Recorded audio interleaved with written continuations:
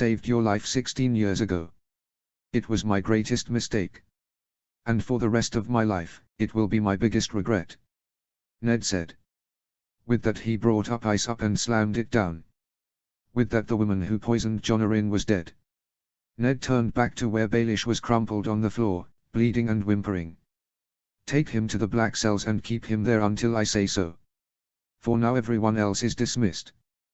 The lords and ladies rushed from the seats and rushed for the doors of the great hall.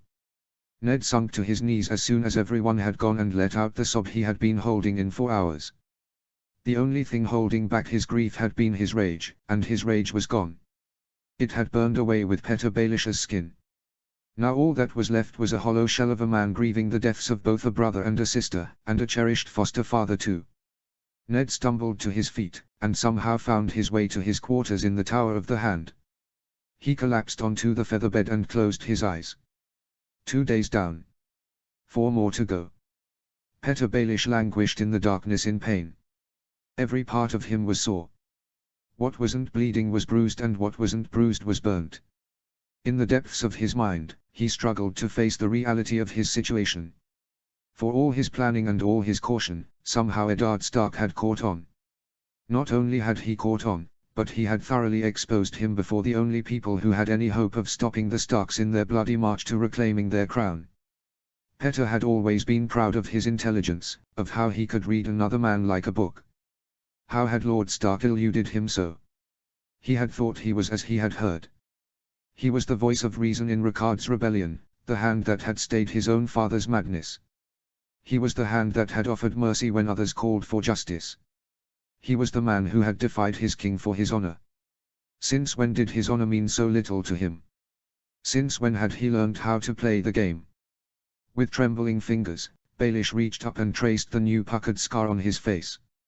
It was still tender to touch, and the phantom memory still burned. He traced the flowing fur of the direwolf that had been branded into his skin, something that would mark him for the rest of his life. Not that it would be terribly long. He would be coming for him soon, Baelish knew. Like one of the others out of the northern legends, appearing out of the darkness to take him away to his death. Death. Life seemed so finite now. It was funny, only yesterday the possibilities had been endless. He heard the sounds of footsteps approaching and the torchlight flickered on the walls around him. Gruff, northern accents echoed in his ears and Baelish scrambled backwards and into the wall. He closed his eyes and prayed to the gods to hide him from his tormentor's grasp. It didn't help. Their hands seized him and roughly thrust a Hessian sack over his head. It scratched and tore at his wounds painfully. They dragged him from the cells, and upwards towards the light. Petyr's heart thundered in his chest. He still remembered how limp Lysa Tully's body had been once her head had been separated from her body. Petyr held no affection towards her, but she had been a useful tool. He had felt a twinge of regret at seeing the way she had been killed. It was a strange irony that she had died at the hands of the man who had saved her life years before. It was an irony that was not lost on the raging Lord Stark. He had heard his last words. Baelish wondered what Ned's parting shot to him would be. Would it be scathing, or witty? Would it be angry? Would it hurt? Would he have the energy to offer an equally witty comeback? He wanted to say yes, but all the energy had been sapped from his limbs and mind. Bright light filtered in through the small gaps in the canvas bag that covered his eyes. The sounds of the castle were around him. He guessed it must have been mid-morning. He was roughly shoved into a small room, and then it began to move. A carriage. They were taking him somewhere. But where? Perhaps they wanted to make his death public like Rhaegar's. The thought stopped his mind. What if they wanted to turn him into a second Rhaegar? The green men that often wandered the city said that Rhaegar's soul still resided in that tree. Petyr had no wish to live the same half-life as Rhaegar now did. What had he done to deserve this? All he wanted to do was bring low those who had hurt the woman he loved. All he wanted to do was kill the man who had dishonored her. Were the gods truly so unjust? His mind turned back to a different time, when he was still young and his head filled with hopes and dreams and love. To a time when another wolf had come riding down to claim the hand of the woman he had loved. He had stood against the wolf with a sword then, and he had failed. He had thought his mind would serve him where his sword had failed him, but yet alas, this wolf's mind was as sharp as his brother's blade, and had cut him just as deeply too, though not in the same place. The sounds of the city passed by around him, and then quietened completely. Where was he? The carriage stopped and Petter was roughly dragged from the carriage. The hood was yanked from his head, and his eyes struggled to adjust to the light. When they did, he noted a few things. He was outside of the city. The old gate was behind him, and in front of him was Roriger's weirwood. Its canopy stretched high into the sky, shading the ground around it. It was for that reason that Petter first missed the figure knelt before it. It was Eddard Stark, and ice lay naked in front of him. Lord Stark's direwolf lay next to him, its eyes watching him. As for Lord Stark, his eyes were closed and his mouth moved wordlessly. Petter turned around unsure of what to do, and was surprised to find there was only 10 other men present, none of whom Petter recognized. They were all dressed as members of Lord Stark's household guard. Petter wasn't sure whether to be relieved or insulted. One of the men shoved him roughly in the back towards the weirwood tree. "Go!" he barked, "Lord Stark wants to speak with you." Petter stumbled forward and slowly made his way up the slight rise and towards where Lord Stark knelt in reverent prayer. His wounds made him slow, but eventually he reached him. With a sigh of relief, he sunk to his knees next to Lord Stark. Lord Stark opened his eyes and turned to him. "Petter Baelish," he greeted. His voice was once more the voice of the quiet wolf. It seemed the stranger's wolf had gone back to sleep. For how long though? "Lord Stark," Petter croaked. His throat was dry and torn from a lack of water and the screaming he had done when he had been under the brand and knife. "Is this where I die? Is this how I die? Am I the next Roriger?" Lord Stark didn't respond, instead he just stared upon Roriger's screaming face with a look of sadness. After a while, he rose to his feet. "I spent most of last night and yesterday pondering what to do with you. I want you to die, Baelish." Baelish bowed his head. "After all my hours of thinking I came to only one conclusion." Lord Stark continued. "Any death I can give to you will be far too merciful. There is no punishment I can think up of that justifies what you have done. So my next train of thought was who would know how to punish this man." Petter's heart dropped. "No. Look here, Petter Baelish," Ned said as he pointed to Roriger's screaming face. "Look upon Roriger Targaryen and see what my father did to him. Last night I sent a raven. It heads for my father. When it finds him, you can be assured your death is nigh, and it will be most painful. More painful than I could ever make it." Lord Stark turned away and began to walk away from the tree. "Enjoy your last days of freedom, Baelish. My father will begin hunting soon. And a word of warning. Don't seek out assistance from any of your old friends. When Robert finds out what I've done he will put a bounty on your head. It will be a big one too. So enjoy it while it lasts, Baelish. Because there is nowhere to run, and nowhere to hide." With that, Lord Stark picked up his pace and left Petter behind him. His guards all threw one last poisonous glare before turning and falling into formation behind their lord. Petter was confused for a second until the weight of Lord Stark's words and actions set in. He was free. Free to exact his revenge. Ned was tired, sore and sad. He wanted to go home and see Ashura again. He wanted to laugh at one of Arya and Deanna's pranks or watch Jon and Robb spar. He wanted to see Otto's grin and Alaric's frown. He wanted to see his family again. He hated the south. He missed the cold winds and fresh snow. Here it was always so hot. The south seemed to have some effect on him. A madness seemed to hang in the air down here. It was a madness that Ned had rebuked his father for letting consume him. Now Ned had let it consume him too. He had thrown away his honor for vengeance, and now that his rage had burnt away Ned felt hollow. He could still remember Petter Baelish's screams as he pressed the branding iron onto his cheek. He had marked him for all eternity. He could still remember the way that Lysa Tully's lifeless eyes had stared up at him once he had detached her from her body. He could still remember Sir Brynden Tully marching down the stands and throwing his helm at his feet. He could still remember the protests of Mace Tyrell and the pale faces of the lords and ladies who had watched the horror show that Ned had put on. He remembered the approving glint in Tywin Lannister's eyes, and it was that which shamed him most of all. He wanted to put his honor back on piece by piece, but now felt unworthy of it. He had become the second burnt lord. It was this city. This twisted, tormented city. Starks and this city did not get on. No one and this city got on. Was it not this city that the Mad King had lived? Perhaps his ghost was wandering these halls, somewhere. Perhaps he was haunting the living. The thought disquieted Ned more than he wished to admit. But it wouldn't matter much anymore. He was going home. Ned put the last of his jerkins into his chest and strode out of his chambers in the Tower of the Hand.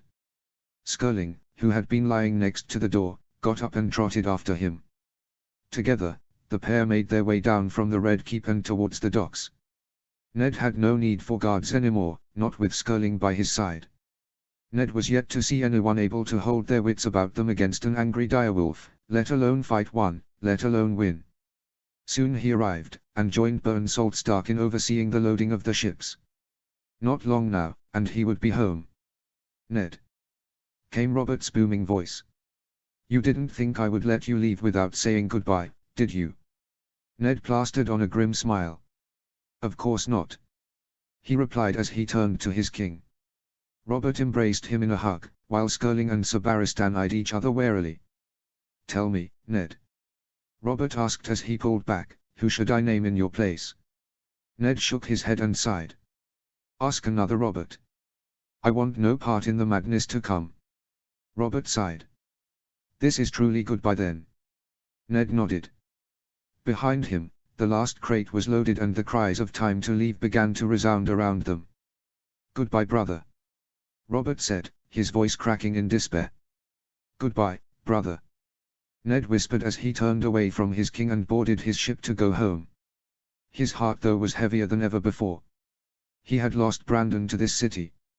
He would be damned if he lost Robert to this city too. Notes. I know, it's most probably not what you expected. There are lines in this chapter though that set up characters and storylines for the rest of the series. See if you can find them and figure out what they mean. Chapter 11, Viserys I, Tigers and Elephants. Summary. Viserys meets with the Triaches. Notes. Okay, I get it. Not everyone is happy with what happened to Petter. I understand you're upset, but that still gives you no excuse to call me a lazy writer. For those of you that didn't, thanks. Anyway, moving on, here's Viserys. Enjoy. See the end of the chapter for more notes. Chapter text. Tell me, what is that Winds Wars? Silence hung in the air, as the Triaches of Volantis pondered the question that King Viserys Targaryen, the third of his name, had just asked them. Viserys had planned this speech for years, ever since his 10th name day, when he had first began petitioning the Triaches for an audience. When historians wrote the books of his rule, they would write that his rule began on this day. The day when he had convinced the powerful men of Volantis to fight beside him and rid the world of the usurper, his spawn and his attack dog. Those of Valyrian ancestry united at last. Soldiers and ships. Came the reply. Viserys shook his head. Soldiers fight wars for us, but they are not the ones that win them. If soldiers won wars, by all accounts Qohor should be in ruins by now, swamped by Dothraki hordes long ago. Money. Another replied, for how can you wage a war without gold? This declaration was met with cries of assent. Once again though, they were wrong. Quite easily. Viserys replied. How did a group of poor shepherds defeat the vaunted lockstep of legions of Oldgis? Dragons. The third Triache said as he leant forward in his seat, bringing his form out of the shadows. Dragons win wars. The dragons are dead and gone though, Viserys Targaryen. Unless you are hiding one within your empty manse, I would suggest you stop wasting our time and cut to the chase of whatever you are trying to get to. Viserys smiled kindly at the man. Of the three men in this room, this would be the one that would decide whether or not Volatis legions would march beside Viserys' own.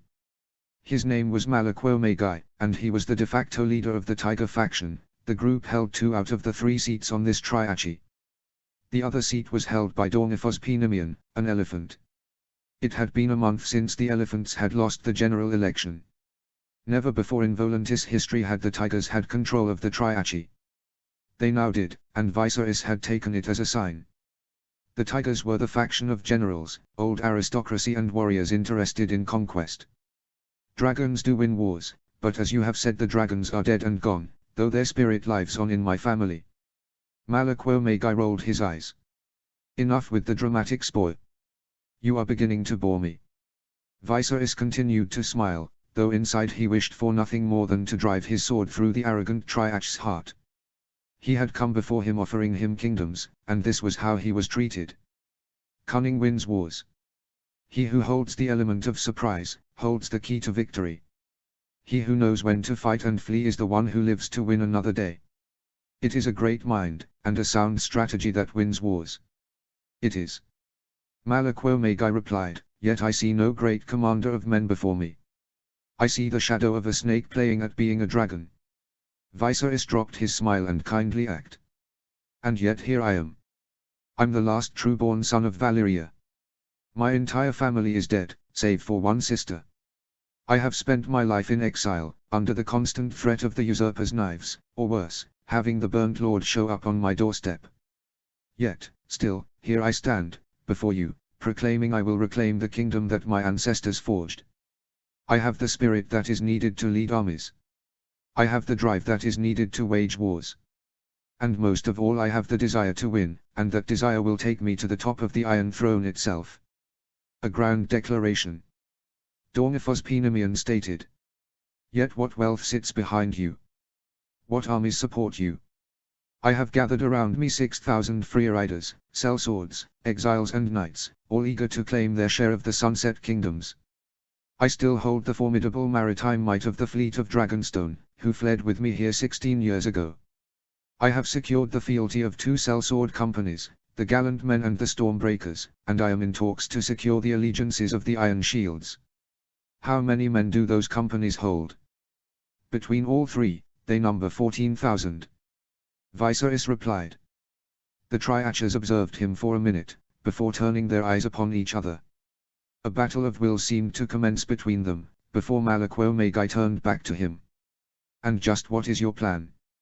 Any attack upon anywhere south of Moat Cailin, with perhaps the exception of Dorne, is doomed to failure. Any attack north of Moat Cailin is made nigh impossible due to the fact that Braavos and the Northerners control the gates to the Shivering Sea. How on earth do you expect to pass through there unscathed? I don't. Viserys replied. I said the way to winning a war was to have the element of surprise on my side. The quickest way to lose that element of surprise would be to load my armies onto my ships and sail them from your harbors.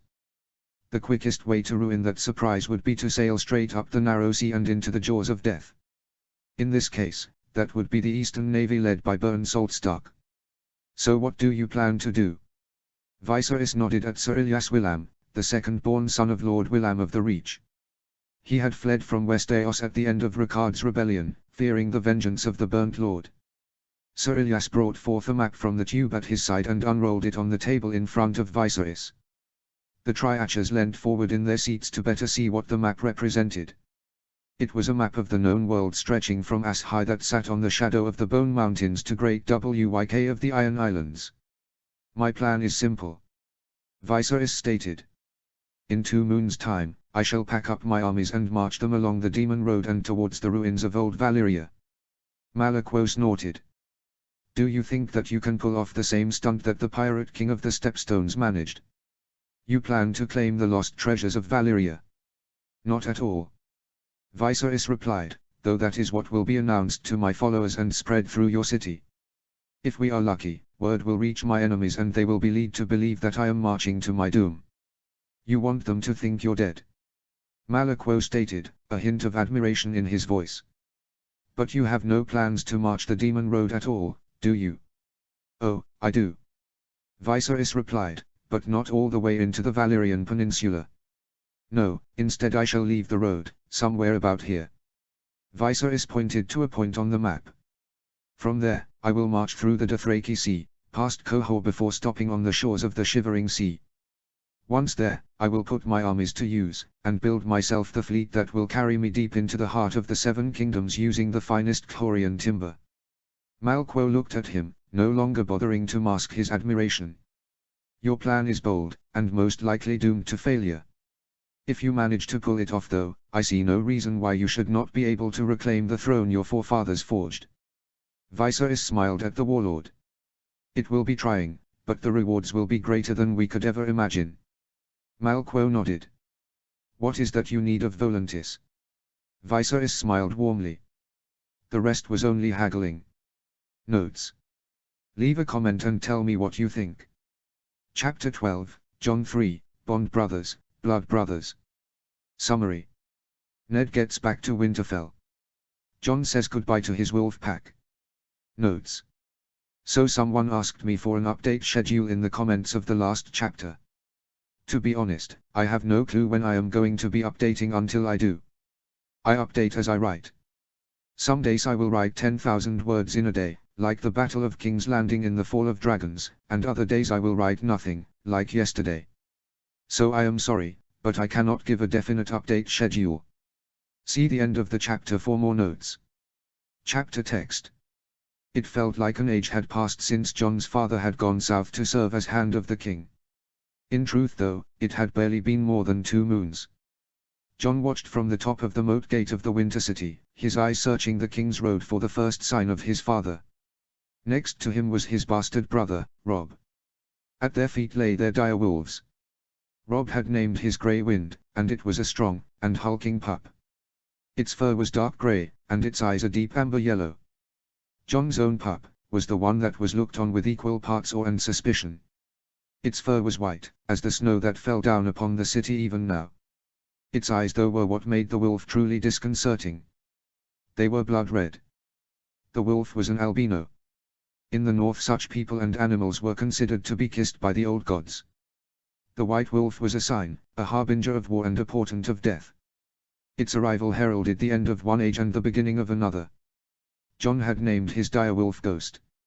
It was quiet, chilling so, and Jon didn't think he had ever heard it make a sound. It had never growled, never howled, never even barked. Even when it walked its footfalls left no echo behind. When his uncle Benjen has first ridden in the gates clutching the white wolf in his arms, Jon had felt the weight of 300 years of waiting and hoping upon his shoulders. He had felt that weight even more when Uncle Benjen had thrust the wolf pup into his arms and declared it his. At first Jon had refused, scared of the responsibility that came with accepting such an animal as a companion. In the end though, the choice wasn't made by Jon, or Uncle Benjen or even his lord father. The other wolf pups had gone to his other siblings and Ghost had stayed by his side.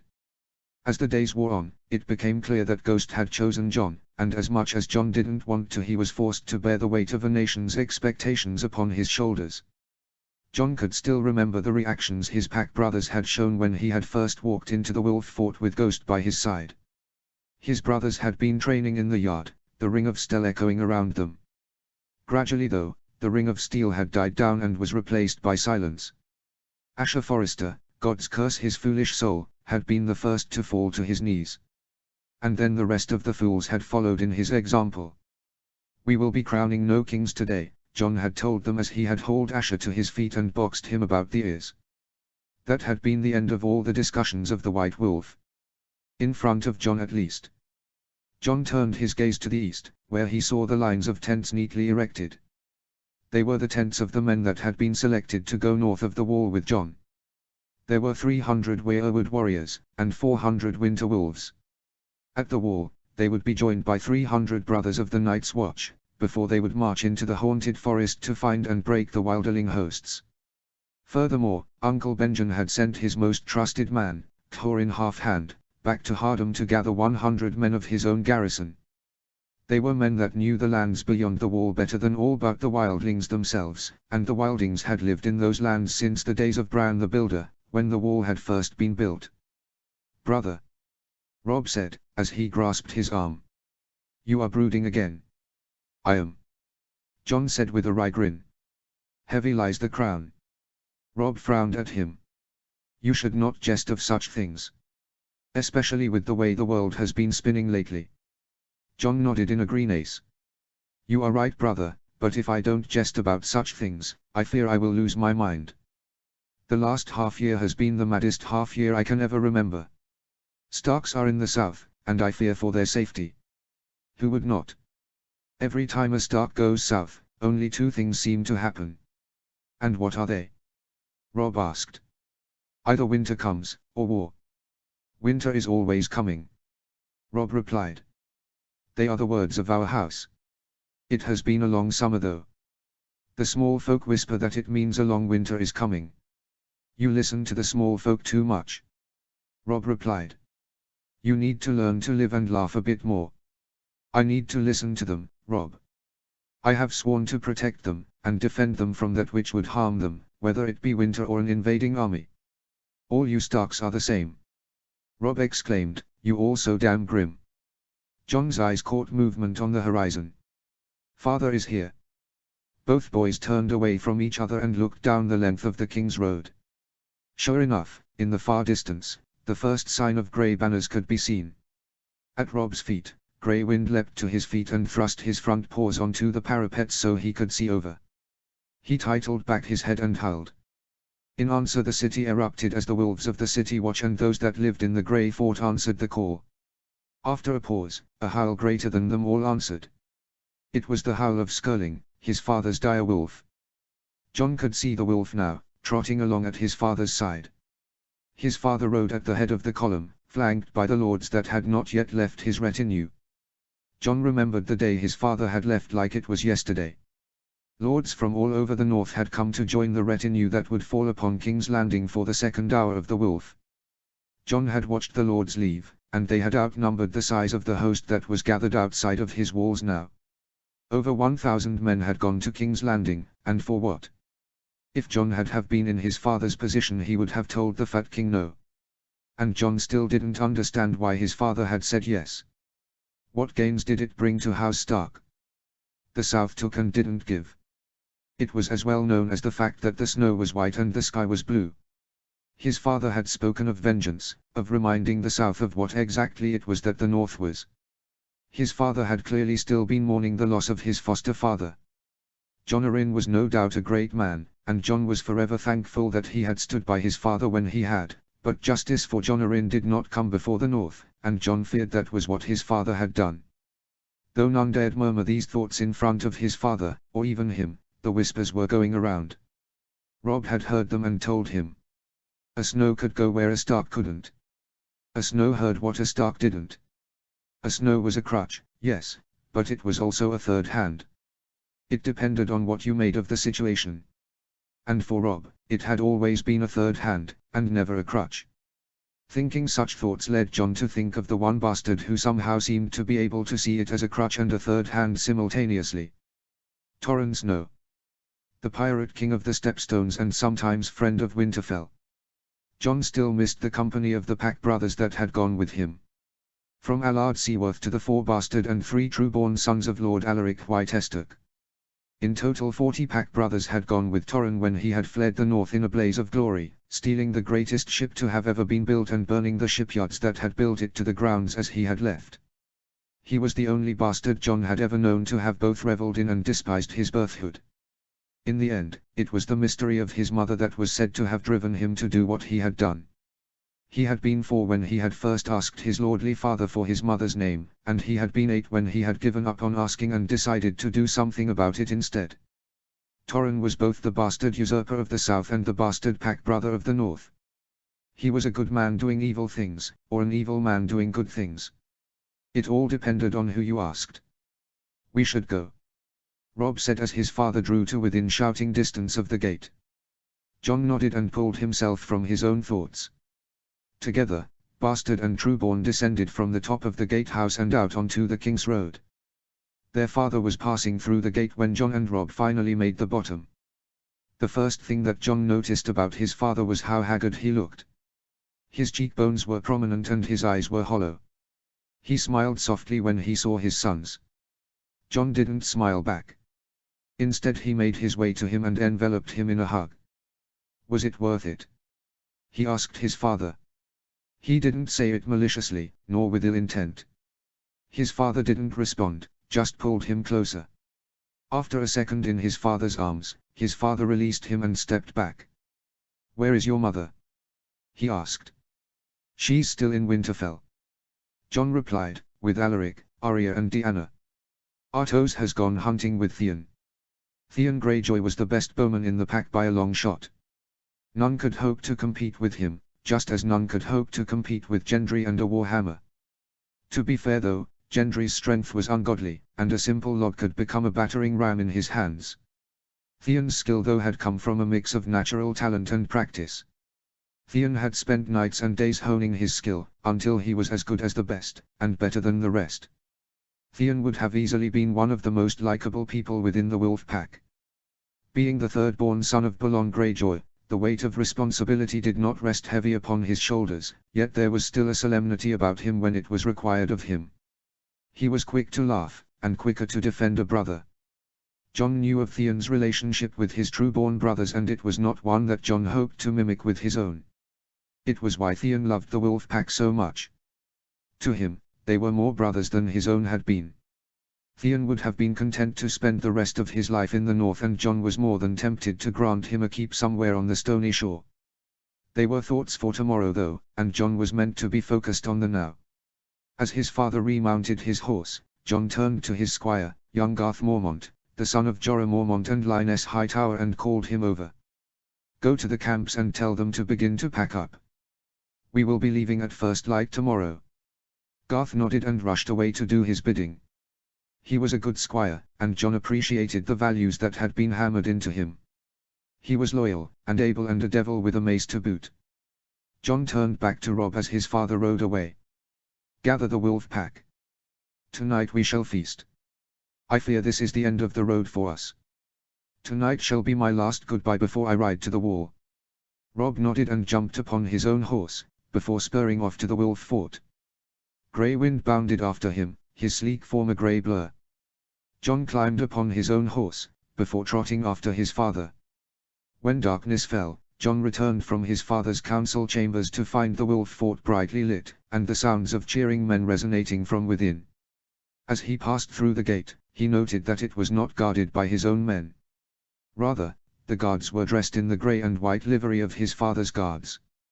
Clearly his father had decided to give the Wolf Pack a night off to celebrate what could be their last night together. Once he reached the small hall, Jon was met with the sight and sound of his life for the past 11 years. The boys he had been raised with, the boys he considered brothers, were gathered around the tables and benches laughing and jeering at each other while consuming copious amounts of food and ale. Jon smiled at the sight, and lingered in the doorway taking it all in. "Jon!"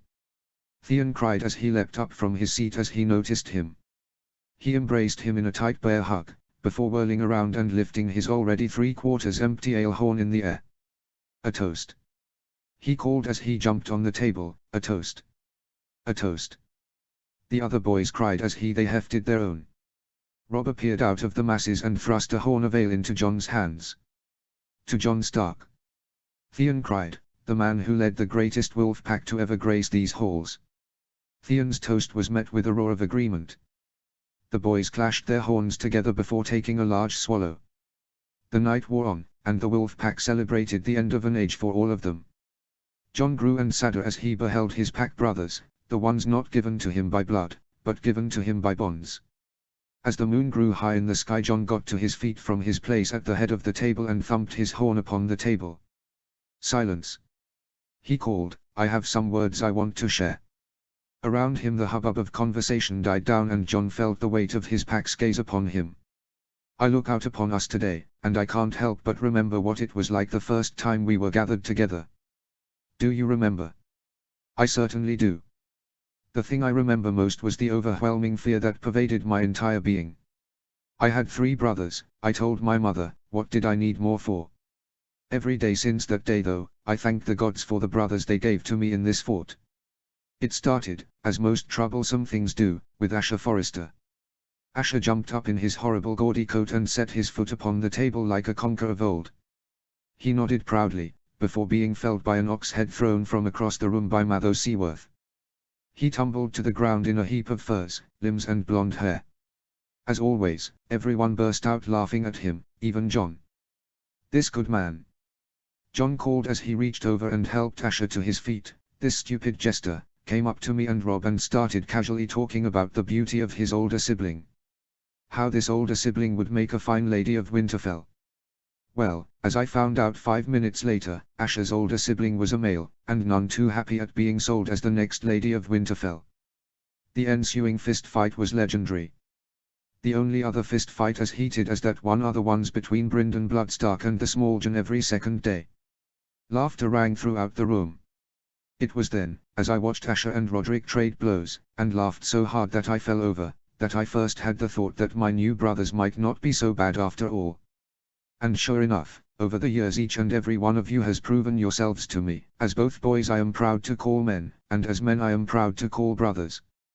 Jon swallowed the rising lump in his throat. I will admit to you today, brothers, that the same fear that gripped me so long ago, grips me once more today. It is, as I have come to realize, the fear of the unknown.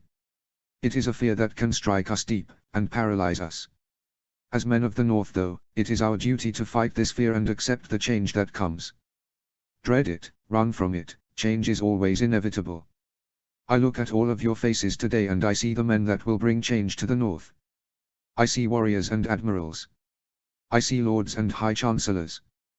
Before me is the next Lord Commander of the Night's Watch and the next Captain General of the Company of the Rose.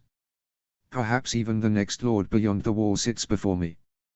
With that being said though, so too do dead men sit before me. Reality is harsh, my brothers, and the North is harsher than most. Winter comes and with it does death. Many men will die before their hair turns grey and their skin withered by time.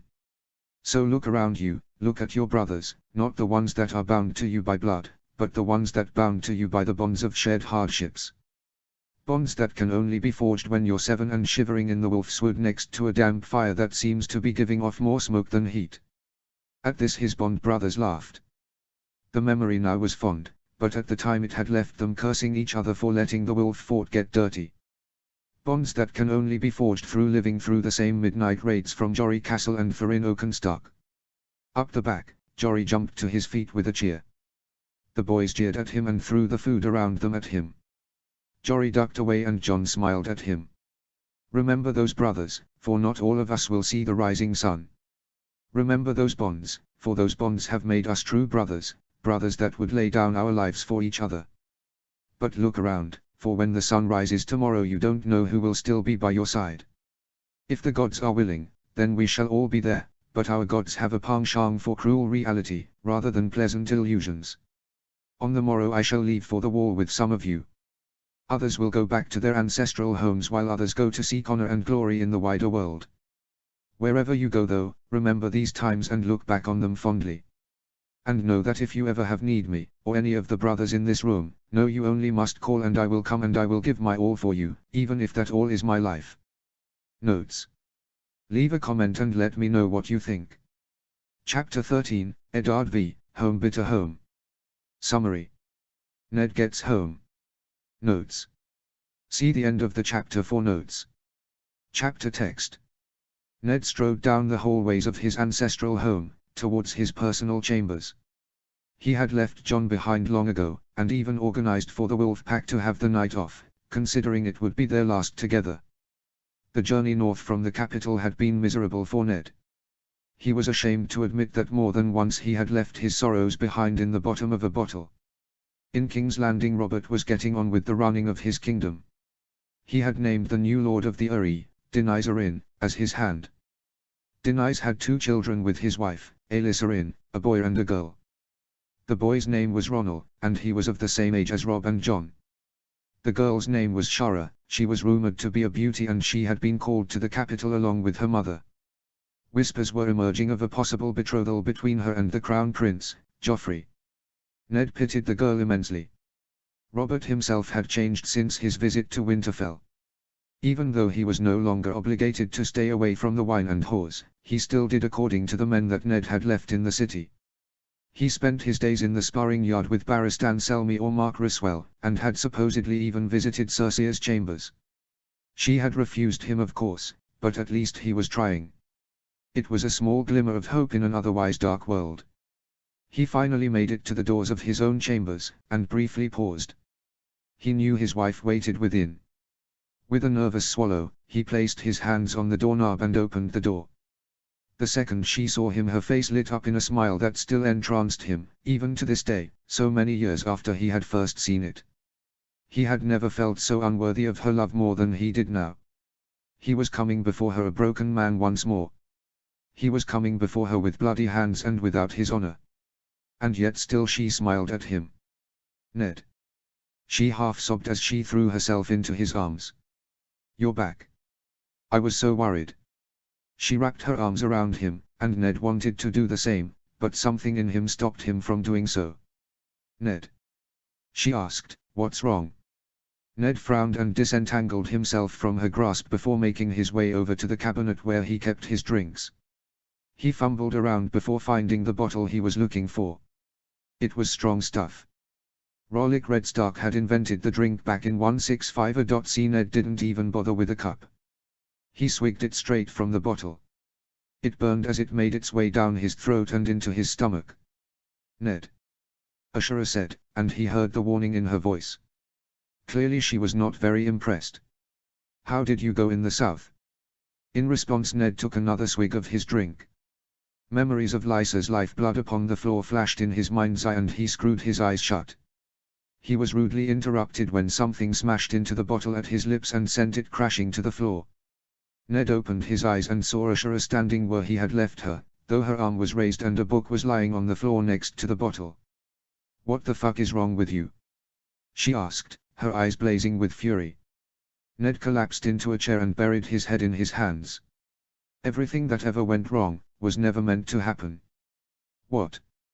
Ashura asked, confused. When Ned didn't respond, Ashura yanked his arms away from his face and pulled his face up. She looked into his eyes, and Ned looked back into hers. Ned doubted she saw anything of the man she fell in love with in the ones that greeted her now. What are you saying, Ned? Speak straight with me now, riddles have never been your forte. Lyanna's kidnapping, Brandon's death, my father's rebellion, it was never meant to happen. Lyanna left a letter. A letter for my father and Brandon. She left it with Lysa Tully. Baelish told her to burn it, and then tell Brandon when he arrived that Lyanna had been kidnapped. Ned could see the light dawning in his lady wife's eyes. The entire rebellion was Baelish's doing. Yes. Ned replied. How did you find this out? Lysa went mad when I sentenced Baelish to death. She begged to be given the honor of dying with him. She confessed to crimes we knew of, and some we didn't. And Ned closed his eyes, and burrowed his head in his hands once more.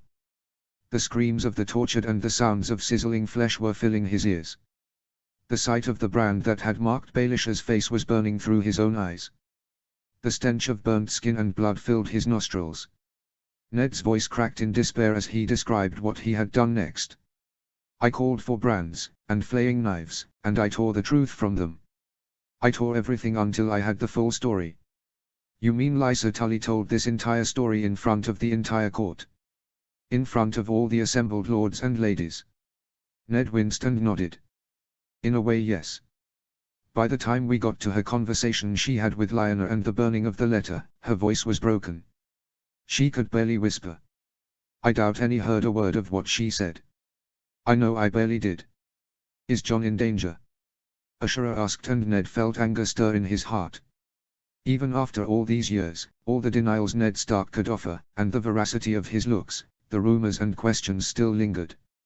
No. The South doesn't know Jon. The South hasn't seen Jon. And if any of them begin to question his lineage, I only need to stand beside me. That should be proof enough. So what happened to Lysa Tully? Red flashed in Ned's vision, and his ears began to ring. Once I had the truth, I killed her. Ashura looked at him, her eyes wide. You killed Lysa Tully? The girl whose life I saved 16 years ago. What did Sir Brynden do? Ashura asked, horror lining her features. He left well before then. He had begged me to spare his niece's life and I refused him. He has resigned as Master of the Moat. Last I heard he was seen riding out of the city towards Riverrun. I suspect he's heading back home. And what of Baelish? What did you do to him? Ned's heart burned in his chest. It pained him to admit what he had done. I let him go. Ned looked up, and Ashura was looking at him incredulously. You let him go? What were you thinking? I wanted him to suffer, Ashura. He doesn't deserve a quick death. That would have been all I could possibly have given him. I wanted to give him to the one man that I know could make it him suffer. So I sent a raven to my father. You complete and utter fool! Ashura exclaimed. When you play the Game of Thrones, Ned, you win or you die.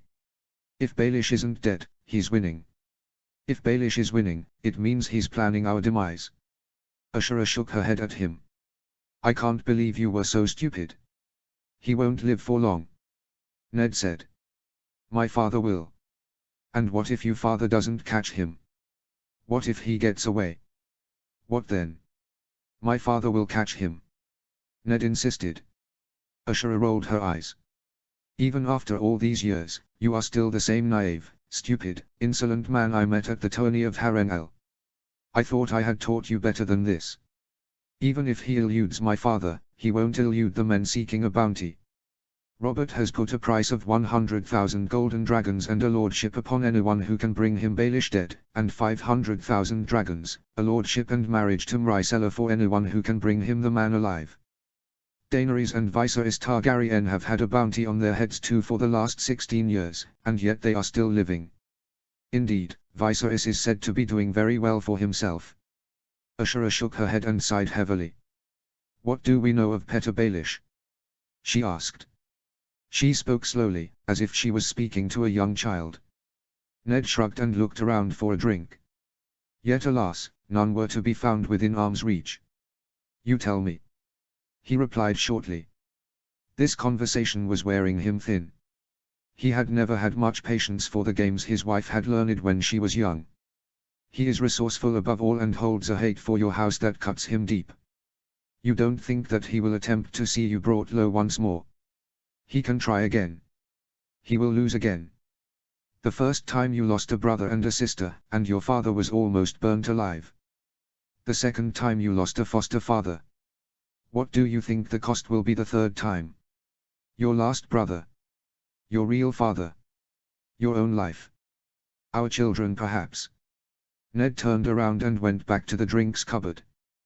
The other bottle had spilled all over the floor. There was no hope of recovering that drink. It was a shame. That was a good vintage. Instead he reached in and emerged with a jug of ale. Eddard Stark, don't you dare turn your back on me. Ned closed his eyes, before he turned around and hurled the jug of ale towards the floor. It shattered into a million pieces and the liquid inside spilled everywhere. That man is responsible for the death of my brother. That man is responsible for the death of my sister. That man is responsible for my father being burnt alive and my foster father dying slowly and in pain. That man is the reason that these realms were ripped apart in war. That man is the reason that so many of my friends and cousins died. Do you not think I wanted to take his head? Do you not think I wanted to see him die by my own hand? Because I tell you now, there is nothing more in this world that would please me more than doing such a thing. In the end though, I recognized what I could give him for what it was, mercy, Ashura, mercy. And Petyr Baelish deserves no mercy. Ned scoffed and shook his head, before reaching back in and withdrawing another jug of ale. He took another swig, before turning back to her. I don't expect you to understand, Ashura. No one in this realm, no one in this world has lost what I have lost because of him. You've lost nothing in almost all the wars that have come and been. Every time someone you cared for was in danger, I was there to bail them out. Often at risk to me and my own men. Ashura watched him, tears in her own eyes and sadness etched into her beautiful face. Ned shook his head and turned away from her, before laughing bitterly. I never wanted any of this, Ashura. I'm tired of it. I just want to go back in time, back to Harrenhal, when life was simple and laughter was sweet. This should have all been Brandon's. I would have been content with taking you for wife and living in Mount Starpoint as my father intended. We could have been happy. We could have been at peace. Ned felt arms wrap around him from behind, and the scent of lavender perfume filled his nostrils. What had he done to deserve such love as this? Ashura whispered in his ear. This was all meant to be Brandon's. But his cup has passed to you, Ned. Drink from it, and do your duty to your house and to your children. Ned sighed, before turning around and hugging Ashura tightly. Tears leaked from his eyes and fell upon her raven hair. I'm sorry, he whispered hoarsely. Shhhh. Ashura replied as she pulled back from his grasp. She looked up at him and wiped away the tears from his eyes with the pads of her thumbs. Come to bed with me. Rest. Ned nodded numbly and followed Ashura's figure as she pulled him through to their bedchambers. Together, they collapsed into the furs and Ned fell asleep within his wife's arms once more. They were a comforting presence, but not even they could stave away the screams and blood, and the pale faces and approving green eyes of his nightmares. Notes. I'm so sorry for the lack of updates, everyone. I have just been feeling really down lately, and I often don't have the energy to write, let alone write enough to update. Anyway, next chapter we check in with Jon. I'll upload it within the next few days. Thanks for the support, everyone, and please leave me a comment and tell me what you think. Chapter 14, Jon 4, Winter Wolves and Weirwood Warriors. Summary. Jon heads north. Notes. See the end of the chapter for notes. Chapter text. Jon watched from his horse as the last remnants of the camp that the Winter Wolves and Weirwood Warriors had inhabited for the last 3 moons was packed up, and loaded onto their mounts. Today was the day that Jon led these men north. Under his command. Jon had never been more honored, and scared, in his life. The lands beyond the wall were a harsh place, and no man that was born south of the wall had flourished there with the exception of his uncle. Jon knew that not every man who accompanied him today would return. Men would die. The wildlings may not have been the best armored or equipped, but they were fierce fighters regardless. And Jon's job was to break an entire host of them. Jon would have loved to have Snowfall at his side, but the unusually light sword was replaced with a heavier common steel one. Snowfall was now the property of his brother. Keep it, Jon. Artos had told him when he had first presented the Star Steel blade to him, you'll have more need of it than me. I would not be the first Stark to die beyond the wall, Jon had replied, and nor will I be the last. Remember who Alaric was named for. Remember who Alaric named his direwolf for. You are my heir, Artos. That means that this blade rightfully belongs to you. If I fall in the lands beyond the wall, then Winterfell becomes yours.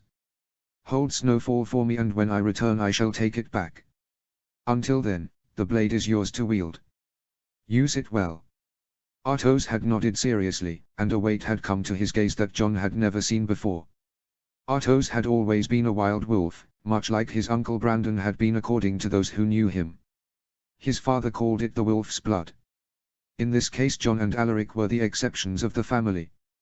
Neither of them had much of it running through their veins, while Arya, Deanna and Artos were brimming with it. Robb himself had his fair share of the blood running through his veins, though Jon wasn't sure if that was just because he reveled in his bastardry or if he actually had the blood. Saying goodbye to Arya and Deanna had been hard. Jon loved both his sisters dearly, and had been closer to them than any of his brothers.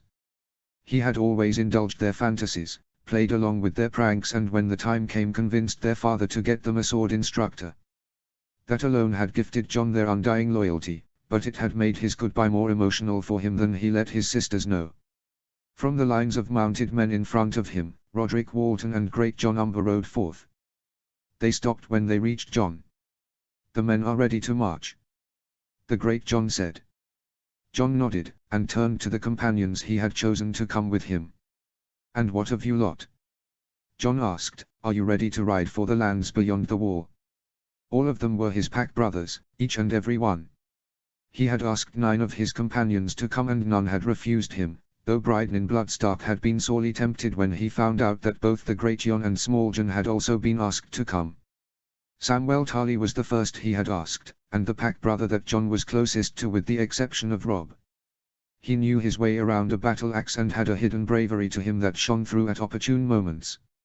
A stint in the far north would do wonders to convincing Randyll Tarly that Sam was the heir he wanted. Next to Samwell were the only bastards Jon had asked to come. Benton Snow was a youth of 17 years. He was of average height and plain face. His hair was brown and his eyes were grey. He was the son of Benton Hellstark, the Lord of Hellhold. Though Benton Snow was just a bastard, he was the heir of his father's titles, as his father had only married once and the woman bore him no children and had died from a winter fever long ago. Benton Snow was a fierce fighter with a spear, a testament to his Dornish mother's influence. The other bastard was none other than the legendary Jorge Snow, son of Carlon North Stark. He was the same age as Jon, yet a head taller and built like a ram. He wielded a great sword and already had a shaggy beard on his face. It made him look much older than he actually was. He was a likable fellow, and Jon knew none who spoke badly of his character. Many spoke badly of the circumstances of his birth, but in Jon's eyes it was not his birth that defined him. There was also the heirs of 5 houses present. 3 of them came from founding families. Harry on Karstark, Samuel Janumber and Darin Hornwood were the ones Jon had chosen.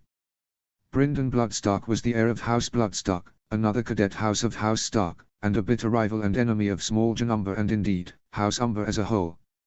Jon had brought him along in the hopes of somehow fixing the ancient feud. He doubted he would have much success, but he owed it to his father and grandfather to try. The final heir that Jon had chosen was Arthur Glenmore, one of the most skilled bowmen Jon had ever seen. Indeed, within the wolf pack he was affectionately known as Quiver, due to the ever-present quiver of arrows that was on his back. Jon's final companion was his ever-faithful squire, Garth Mormont.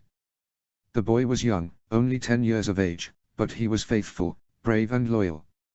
He was skilled with a blade too, and when his father had found out that Jon had chosen him to go beyond the wall, he had sent him the family's ancestral Valyrian steel blade, Longclaw.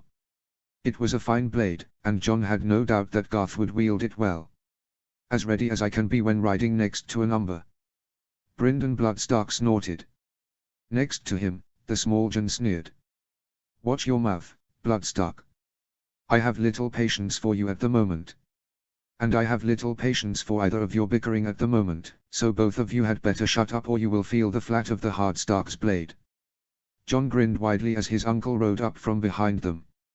Next to him, on his own pony, was Tyrion Lannister. He was planning on accompanying them as far north as the wall. Jon hoped he would be able to keep up. They weren't planning riding at a leisurely pace. Lord Tyrion. Jon greeted. I hope you are prepared to ride hard and fast. Tyrion shrugged. I hope you're prepared to listen to me complain from here to Castle Black. Jon laughed, and spurred his horse onwards towards the King's Road. Behind him, the great Jon blew on his horn. The sound echoed across the flat plains surrounding the Winter City, and Jon's host began to move forward. Forward to the wall and beyond, beyond to where the wildlings awaited. They made good time up the King's Road and first caught sight of the wall when they had been riding for 2 weeks. It was good time, especially for a host of their size. Tyrion Lannister had managed to keep up with them, though true to his word he had complained the entire time. When they finally passed into the courtyard of Castle Black, Tyrion was the first to dismount and the first to disappear. He was off to find himself someone who could direct him to a hot bath, a hot meal and then a hot room with a soft bed. Lord Commander Mormont was the first to greet him. Lord Jon, he said as he grasped his hand firmly and gestured for some men of the watch to take care of the horses. Lord Commander Mormont. Jon replied as he swung down from his horse and greeted him. I am pleased to finally meet with the man who is the grandson of my squire. The Lord Commander nodded gruffly. Does he serve you well? He asked, as they both looked to the boy. Garth returned their gaze as he led Jon's horse away to the stables. He is as faithful and loyal a squire as any I could ask for. He is a testament and a credit to your house. Mormont nodded. Good. His father raised him well then. I was worried that his southern wife would cause him to do something funny. She was pampered, that woman. Your son has entrusted him with Longclaw. Jon informed him, and the Lord Commander pursed his lips. Only time will tell if that was a wise decision. He finally said after a moment of pondering what his son had done. Jon nodded. I agree. As for now though, my men need food and rest, and shelter if you have the rooms to spare. Then we must discuss the nature of the wilderling threat. The Lord Commander nodded. Come then, he said, we shall organize food and shelter for your men and then we can get on to what you are here for. Notes. As to the direwolves, I have been searching for somewhere to get them in, but I just can't find the right moment, and now the story is moving on, so I'll just tell you in the author's notes. John, Ghost. Rob, Grey Wind. Artos, unnamed. Aria, Nymeria. Deanna, Danny. Alaric, Walton. Please leave a comment and let me know what you think. It keeps me inspired. Chapter 15, Denies I, the Hand of the King. Summary. Denies starts thinking and is led to some interesting conclusions. Notes. I'm so sorry that I didn't upload this last night when I said I would, but I ended up in hospital after getting into a drunken fight with my mate. He bruised my throat and I split his eye, but we had a good laugh about it when we got released out of hospital a few hours ago, so no hard feelings. Anyways, hope you enjoy and let me know what you think. Chapter text. They say you know many things, Spider. The man that denies was addressing tittered and smiled softly. Everything the man seemed to do was done softly. He laughed softly. He talked softly. His hands were soft and his clothes were softer. And it grated on Denies Arin more than he cared to admit. Denies had been raised a warrior. His hands were hard and calloused, and his mind scarred. Varys seemed to be his antithesis, everything he stood against. It depends on what you want to know, Lord Arin. That was another thing that Denies was struggling to accustom himself to. He was now Lord of the Eyrie, and Defender of the Vale. His uncle's titles had fallen to him. That was nothing new. From Elbert's death in 283 until Robin Stone's birth in 292 Denies had been Jon's heir. It seemed though that the 8 years had changed Denies' familiarity with that role. Lord Eddard exposed many things in his time as Hand of the King. Denies began, and he was immensely pleased to see the normally unflappable spymaster twitch. One of which was the murder of my uncle by Baelish. Varys nodded and hummed. And you wish to know why he did it, don't you? Why he killed your uncle? I do. Denies replied shortly. Varys sighed and shrugged.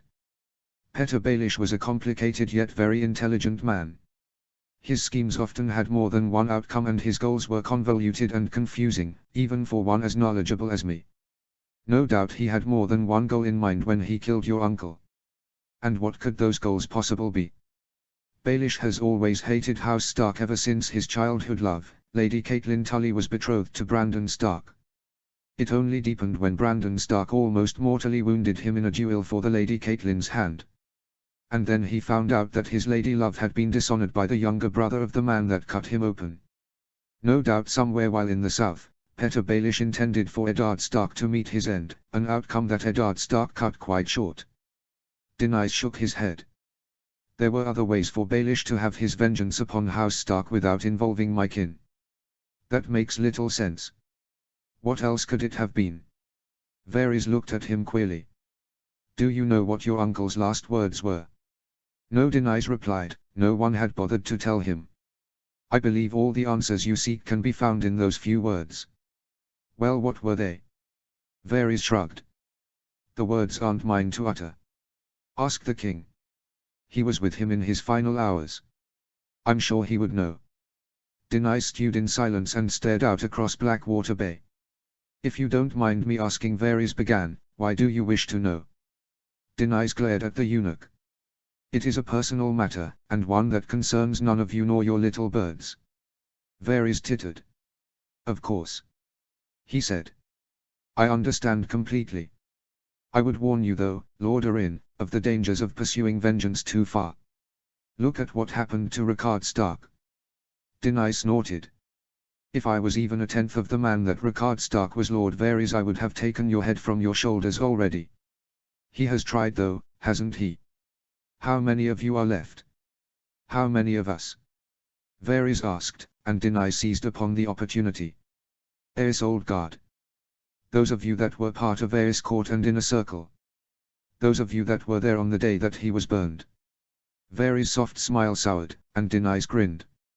Lucerys Valerian is still with Viserys, isn't he? Jaime Lannister and Barristan Selmy still live, but what of everyone else? How many has he killed? 100. 150. 200. Varys looked at him coldly and Denise flushed with pride at having been able to break the spider's charade. You don't think I've been watching, Varys?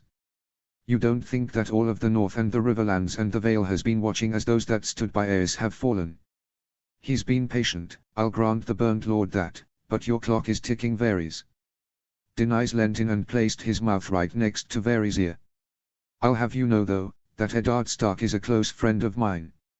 I grew up with him in the Vale. I have his ear, and he has his father's. A few words in the right places and you could find your life expectancy climbing exponentially. Denise stopped when Varys laughed coldly. He stepped back, and Varys seemed to change in front of him.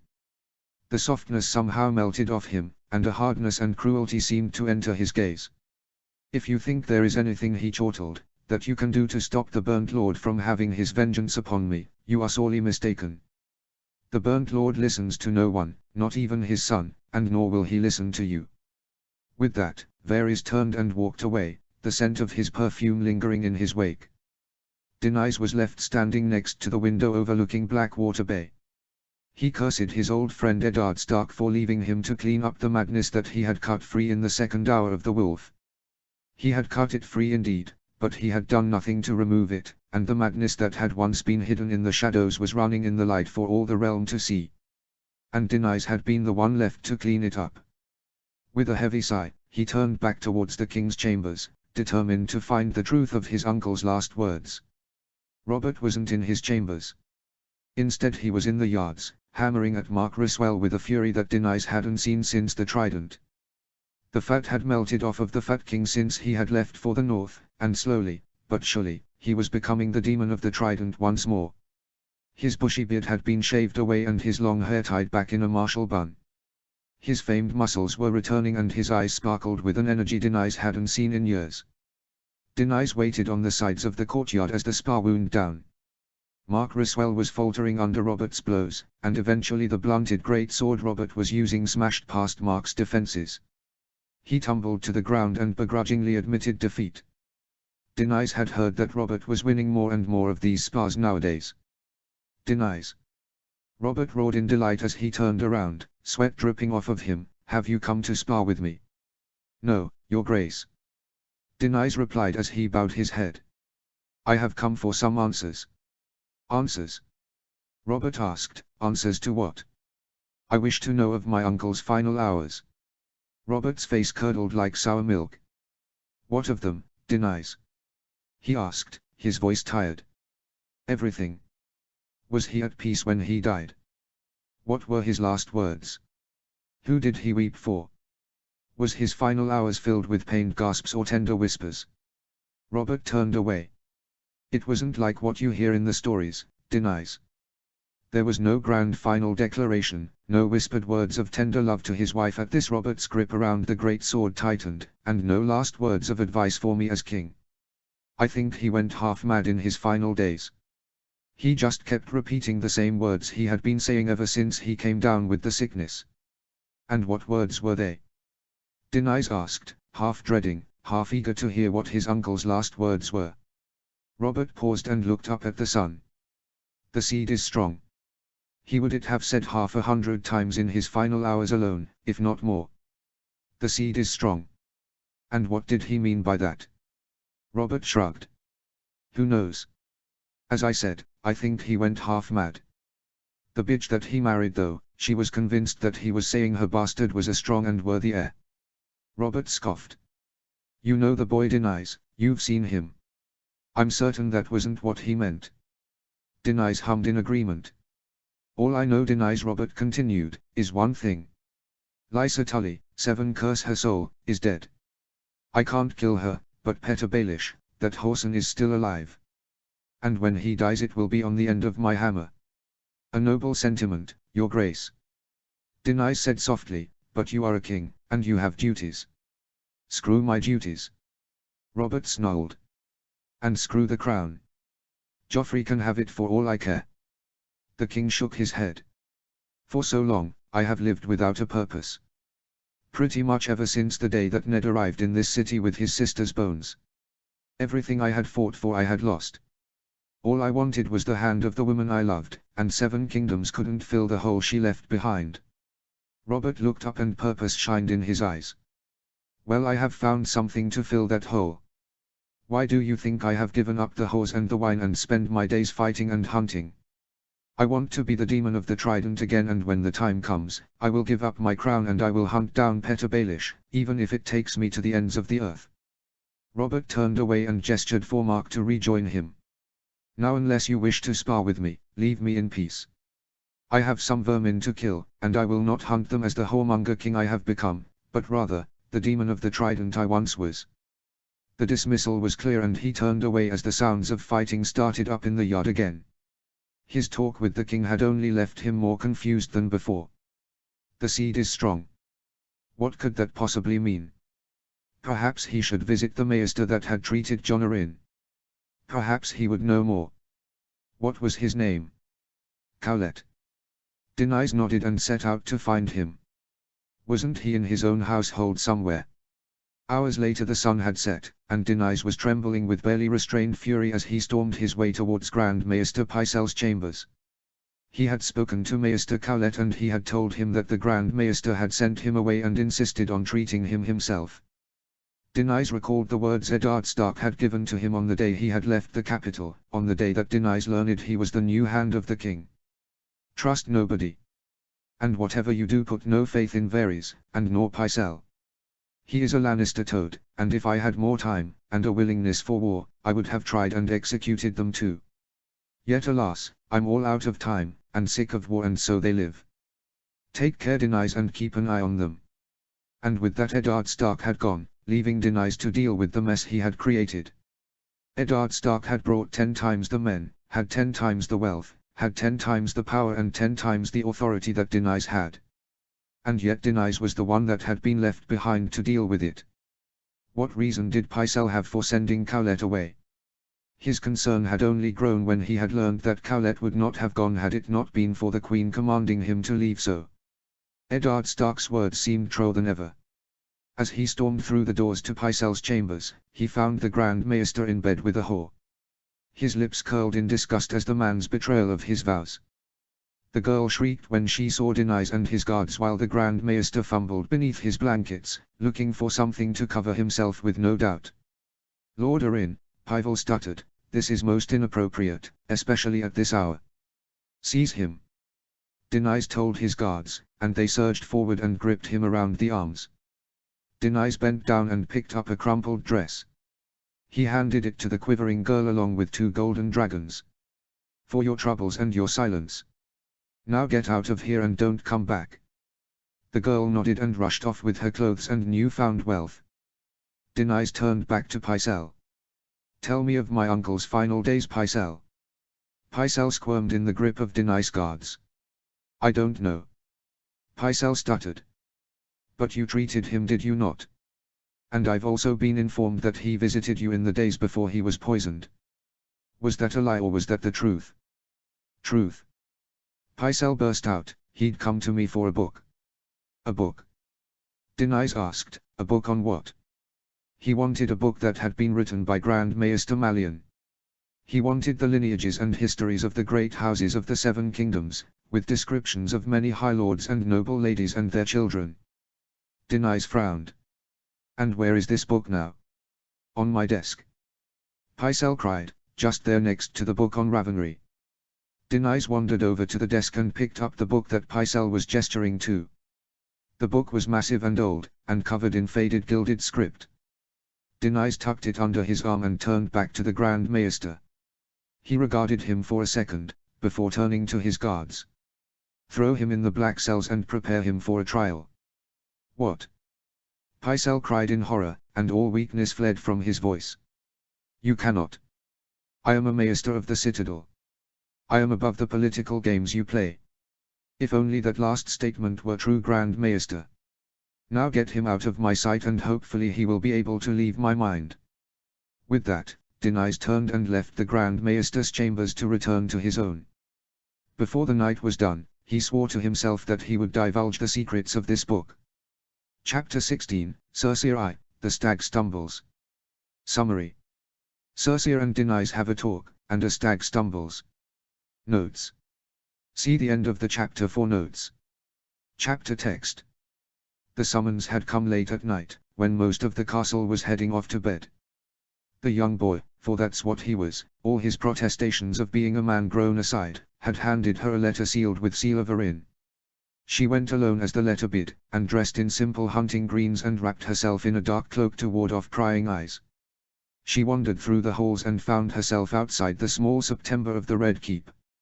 Outside 2 Erin guardsmen stood, ramrod stiff and straight as spears.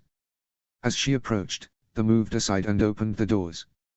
Circea flitted through like a shadow, as silent as she could move, and she found the man who had summoned her, bowed before the statue of the stranger strangely enough, and his eyes were closed and his lips moved in silent prayer. She watched him and admired him for a moment from afar. He was a striking man to be sure, with his blonde hair, startling blue eyes and aquiline nose. His jaw was sharp, and for a moment Circea saw the man that had Jaime spoke of when he had watched the procession of victorious rebels enter the city to take the throne and crown Robert king. By then the city had fallen to the burnt lord and the stranger's wolf, all that had been left to do was the coronation. Jaime had spoken of a handsome warrior that had ridden at Jon Arryn's right hand, one that the maidens of the city had been crying out for. She stepped forward out of the shadows and cleared her throat. Lord Arryn's lips stopped moving, and he turned to her. His eyes regarded her coldly, albeit sadly. "Why here?" Circea asked. Denys Arryn sighed and pulled himself to his feet. "So the gods can see." Denys sat down on one of the pews and gestured for her to join him. She did, and sat down carefully a little across from him. She watched him warily, and waited for him to speak. Eventually he did. "I know the truth that Petyr Baelish killed Jon Arryn for." Of all the words she had been expecting, that was not it. She had been expecting some lecture about Pycelle. She had been expecting a warning similar to the one that Stark had given her about the balance of power between Hand and Queen. "Congratulations, Lord Arryn. She replied dryly, "Is that why you called me here? To pose me riddles? Or to boast of your wit and intelligence?" Denys Arryn sighed and looked at her sadly. Grief lined his features and he turned back to the stranger, the aspect he had been praying to. "My whole life I have been a warrior. I've had little time for the gods apart from the warrior and the stranger. In battle, when you've got a sword in your hand and a man across from you screaming for your head, well, gods don't help much. I respect the stranger for the souls he takes and guides into the realms of the dead. Robert is much like me, and I suspect your brother is too." Circea stared at him defiantly. Jaime and Robert were nothing alike. "My brother is worth 100 of your friend." "Your brother?" Denys asked sadly, "Or your lover?" Circea felt her heart stop in her chest, before it restarted twice as quickly as it had been going before. Circea was a lion of Casterly Rock, and she would not be cowed. She had done the right thing by her house, and if this upstart sought to stop her, then he would see that Circea's claws were as long and sharp as her father's were. "Both," she stated. She did not flinch from the truth. Why should she? Since we were children together. And why not? The Targaryens wed brother to sister for 300 years, to keep the bloodlines pure. And Jaime and I are more than brother and sister. We are one person in 2 bodies. We shared a womb together. He came into this world holding my foot, our old maester said. When he is in me, I feel whole. The ghost of a smile flitted across her lips, and her loins and lips burned with the phantom memory of his touch. "You love your children, don't you? The little girl you brought to the capital. The one Robert betrothed to Joffrey. What's her name?" "Shara," Denys replied. "And I love her with all of my heart. No less do I love mine. All 3 are Jaime's," he said. It was not a question. Thank the gods. The seed is strong. Robert had told her that those were the words that Jon Arryn had spoken on his deathbed, and so it was. All those accursed bastards, all with hair as black as night. Grand Maester Mallion recorded the last mating between stag and lion, some 90 years ago, when Tyr Lannister had wed Gowan Baratheon, 3rd son of the reigning lord. Their only issue, an unnamed boy described in Mallion's tome as a large and lusty lad born with a full head of black hair, died in infancy. 30 years before that a male Lannister had taken a Baratheon maid to wife. She had given him 3 daughters and a son, each black-haired. The gold always yielded to the coal, and it grated on Circe immensely. If not for that tiny little detail, none would be the wiser. 16 years. Denies said. How is it that you have had no children by the king? Your Robert got me with child once, she said, her voice thick with contempt. My brother found a woman to cleanse me, and I have not let him inside me for years. I know other ways to pleasure him, when he leaves his whores long enough to stagger up to my bedchamber. Whatever we do, the king is usually so drunk that he's forgotten it all by the next morning. Circe watched Denies' face closely and noticed him blanch a little. I remember Robert as he was the day he took the throne, every inch a king, he said quietly. 1,000 other women might have loved him with all their hearts. What did he do to make you hate him so? Circe thought back on that night, and she felt physically sick. Fury filled her. What had been so damn special about the Stark bitch? Both of the men that Circe had wanted had fallen for the stupid whore, yet Circe had thought she had won, for the bitch was dead and she was still alive. Yet even from the grave, the bitch haunted her life. Circe's voice grew thick, as she remembered. The night of our wedding feast, the first time we shared a bed, he called me by her name. He was on top of me, in me, stinking of wine, and he whispered Lionel. Denies looked at her with such pity and sadness in his eyes that Circe wanted to roar and slap him. She was a lion, she needed no pity. I do not know which of you I pity the most. Circe snorted yet refrained from laughing. Save your pity for yourself, Lord Orin. I want none of it. You know what I must do.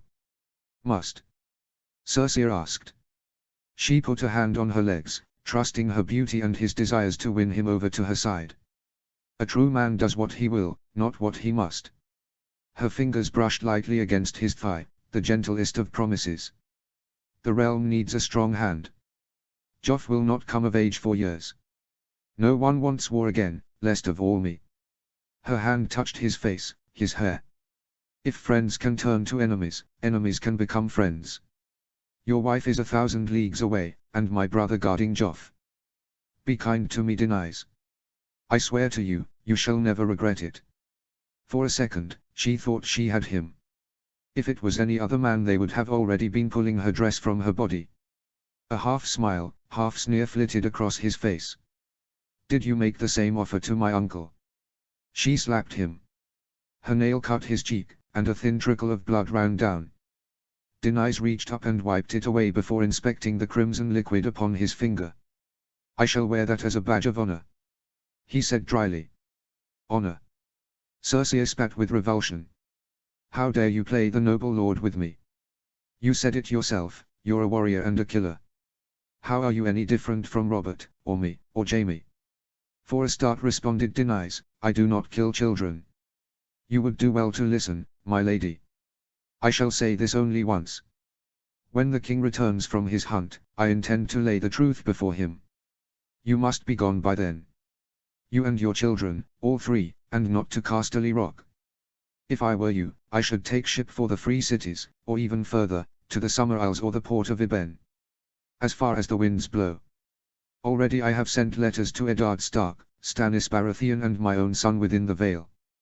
You will find no friends in Westeros, and if you do, the might of the Old Alliance will fall against whoever stands for you. The Old Alliance, Circe nearly threw up in her throat. As much as she didn't want to admit it, Lord Orin was right. Circe would find no friends in the Vale, or the North or the Stormlands. Her father was the Old Lion though, and she was a lion too. She would not flee. She was no coward. Exile. Circe spat. A bitter cup to drink from.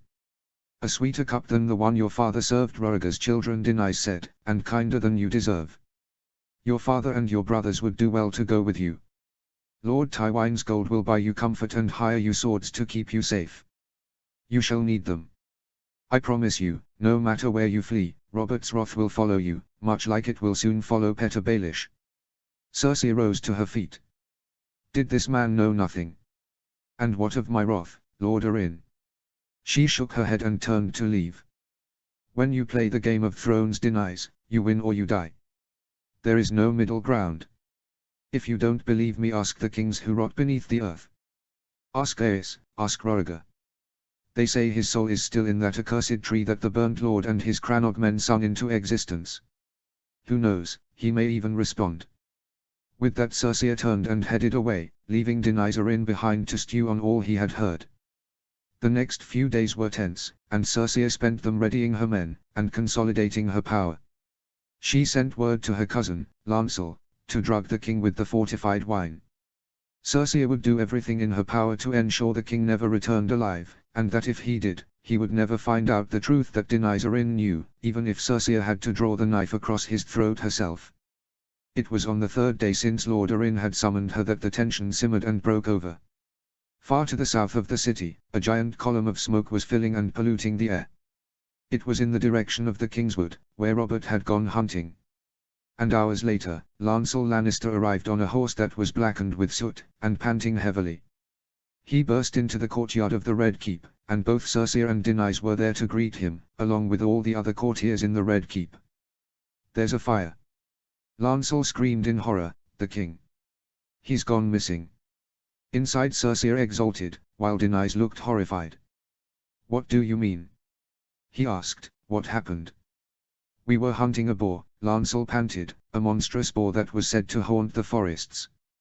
We never found it, but instead a wall of fire came bearing down on us. The horses got spooked and threw us all off. The king managed to stay on his, and when the horses bolted they took him with them." "Well, where did the horses go?" Denise asked. "They ran into the fire," Lancel cried. "The only horse that didn't leave was Mark Riswell's. He managed to keep a hold of his horse, and reined it in. That's the horse I ride now." And as Circe looked she saw he was right. Northern-bred horses were different to those of the south.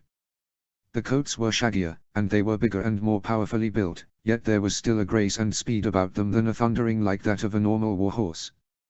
"Where is the rest of the hunting party?" Circe asked. If the king was dead as she suspected he was, now was the time to move. "When I left them, they were searching for a way through or around the fire front to see if the king made it through to the other side." Denisorin turned around, and called for the captain of his guards. "Allard," he cried, "gather 15 men, 30 horses and ride for the Kingswood. Find Sir Barristan and Mark Riswell and the rest of the hunting party and help them look for the king." Circe grinned triumphantly, as she left the courtyard. The delicate balance of power between her and Lord Orin was about to tip even more heavily in her favor. Notes. Leave me a comment and tell me what you think. Chapter 17, Jaime 2, The Fall of the Falcon. Summary. The simmering tensions in King's Landing come to a head. What will happen and who will die? Only time will tell. Notes. See the end of the chapter for notes. Chapter text. The king was dead. Robert Baratheon, the first of his name, the king of the Andals, the Rhoynar and the First Men, the Lord Protector of the realm and the Demon of the Trident, was dead. His charred and burned corpse had been found in the early hours of the morning, when the sun's rays had first begun to shine over the woods in which he had perished. None could mistake his giant frame, and neither could they mistake the knife that he had at his side, a knife he had owned since his days in the Eyrie, when he fostered with Ned Stark. To Jaime, it was of the greatest ironies that King Robert had died by the flames. Flames had forever been associated with House Targaryen, and in the end it had been flames that had brought Robert down. Around him the darkness shivered and glinted with the bodies of moving men wrapped in red cloaks, heading for the Tower of the Hand. Circe meant to stake her claim on the power quickly, and she had ordered him to take Denisorin captive before the sun had even risen.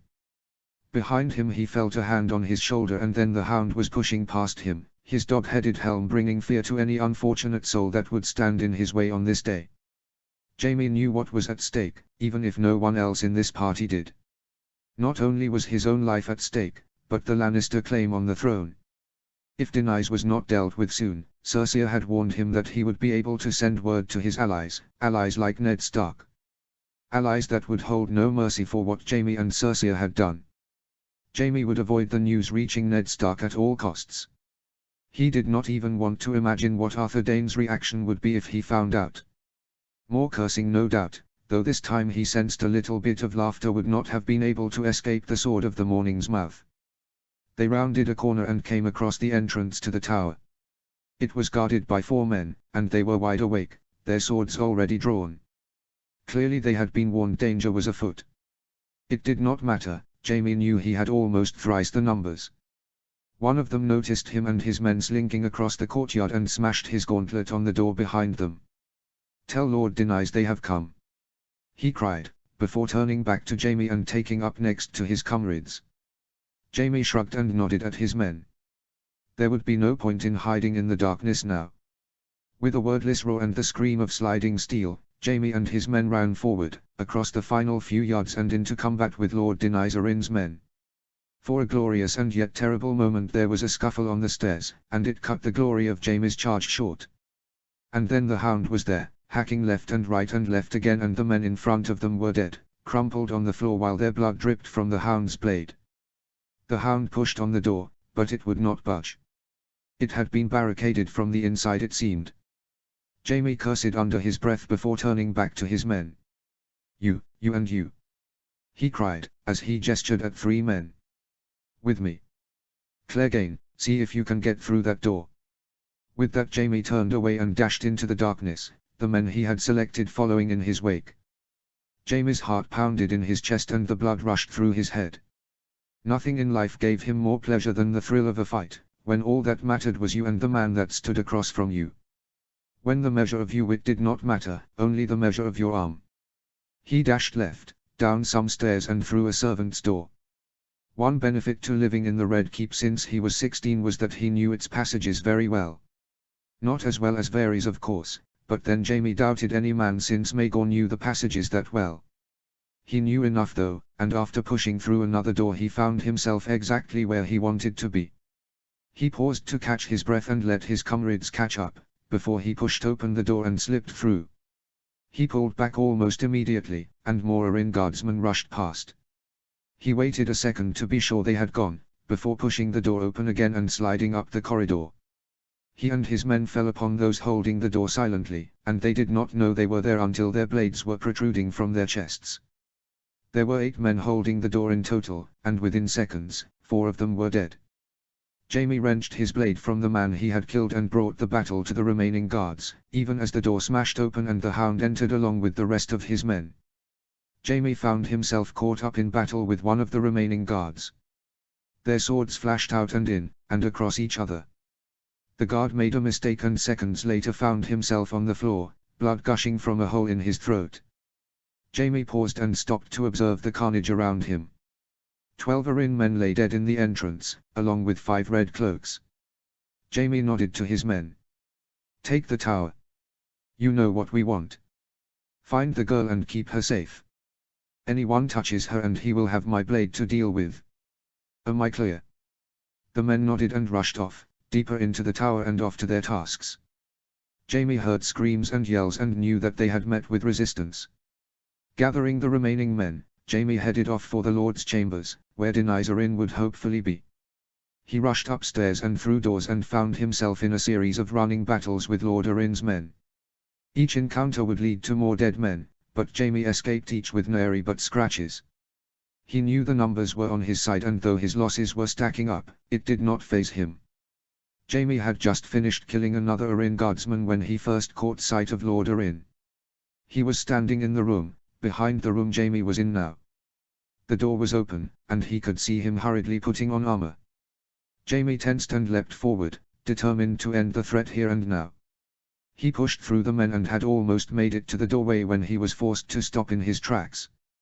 A white sword, much like his own, had appeared in his way, and then a man, wearing white armor, much like his own, and with a white cloak, much like his own, stepped around the corner of the doorway and into the doorway, blocking off all who wished to pass.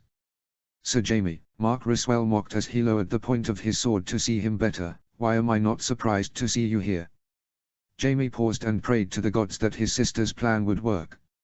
He reached into his tunic and pulled forth a piece of paper with the king's seal upon it. King Joffrey's seal upon it. He held it out, for Mark Ryswell to take. "I am here on the king's orders," Jaime said. Mark Ryswell took the piece of paper and broke the seal with one thumb, while his other hand stayed on his sword. He scanned the words, before snorting in amusement. "Is this your shield?" he asked. "A piece of paper. With that, he turned and threw the paper into the fire behind him. It crackled and burned, and so did Jaime's hopes for a peaceful resolution with his sworn brother. He had never particularly liked Mark Ryswell, but he had a respect for him. He was skilled with sword, none could deny that, and though he wasn't a knight, he was more knightly than some of his other sworn brothers. Those were the king's words. Jaime said lowly. Mark Ryswell smiled grimly and tilted his head. Not my king's words. Jaime frowned at his sworn brother. King Robert is dead. He said, Joffrey is his heir. Is he? Mark Ryswell asked, the hints of knowing smirk playing across his features. The implications of that smirk stopped Jaime's heart in his chest. He knew. His sworn brother knew. Jaime wasn't sure whether he should feel shame or anger. He turned to the men that remained with him. Leave us. Find the girl and finishing securing the tower. As the men rushed away, Mark Ryswell laughed, though it wasn't a happy one, more of a strangled, bitter one. And just when I thought you could not dishonor yourself any further. Then again, I guess you truly are your father's son. Jaime's mind flashed with the image of a pile of small bones in a coffin, wrapped in cloaks of grey. He could still see the chips on the bones, where Eddard Stark said Amory Lorque had stabbed her 100 times. As quickly as the shame filled him though, it was replaced with anger, white-hot and burning through him. Enough. He barked. Lay down your sword and swear fealty to King Joffrey or die. Mark Ryswell lifted his blade high and narrowed his eyes. Jaime swallowed. So be it. He said, and then he leapt forward to battle. Mark Ryswell slapped his thrust aside with the back of his gauntlet and slammed the pommel of his blade into Jaime's face. Jaime fell back, tears springing to his eyes. He stumbled away, furiously shaking his head and trying to clear his blurred vision. He held his sword in front of him, ever wary of the danger of Mark Ryswell seizing the moment and finishing the fight. When his vision cleared though, he found Mark Ryswell still in the doorway, his sword held in the same position. Had Jaime not known better, he would have thought that he had not moved at all. It was a smarter move than Jaime had first supposed. As long as Mark Ryswell sat in the doorway, he had the advantage.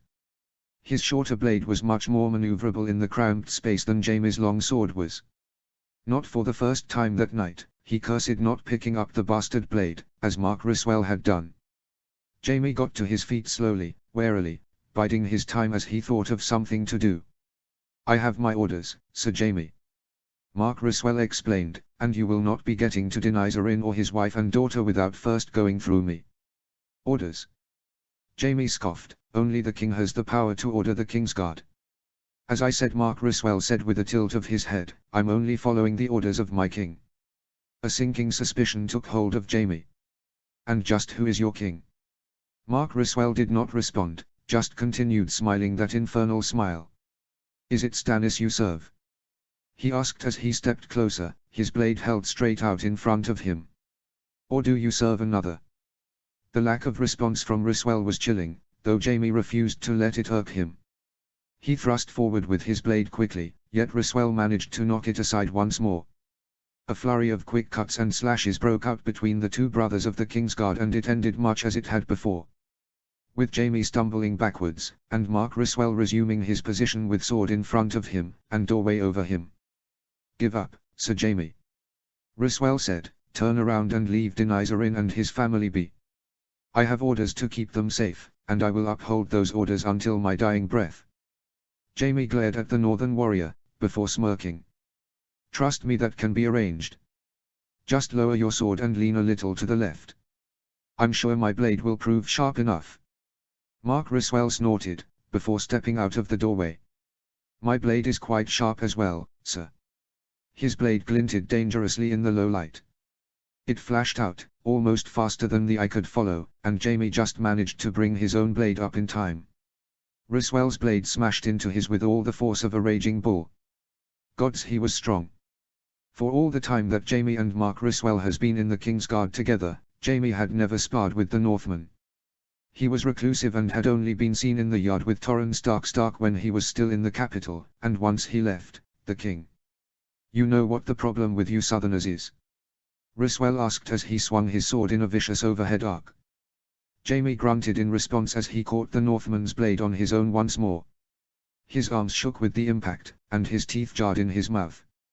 For all your boasts, Sir Jaime, you are just another knight of summer, playing at war. Another blow crashed into Jaime's arms, and this time, he felt his sword slip, beneath the savage onslaught. What battles have you fought in? You've spent your life cooped up in a white tower, in a red keep, in a city that stinks of shit and death. Mark Ryswell's blade passed Jaime's guard and crashed against his breastplate. This was not good. Jaime knew he was one of the finest knights in the realm.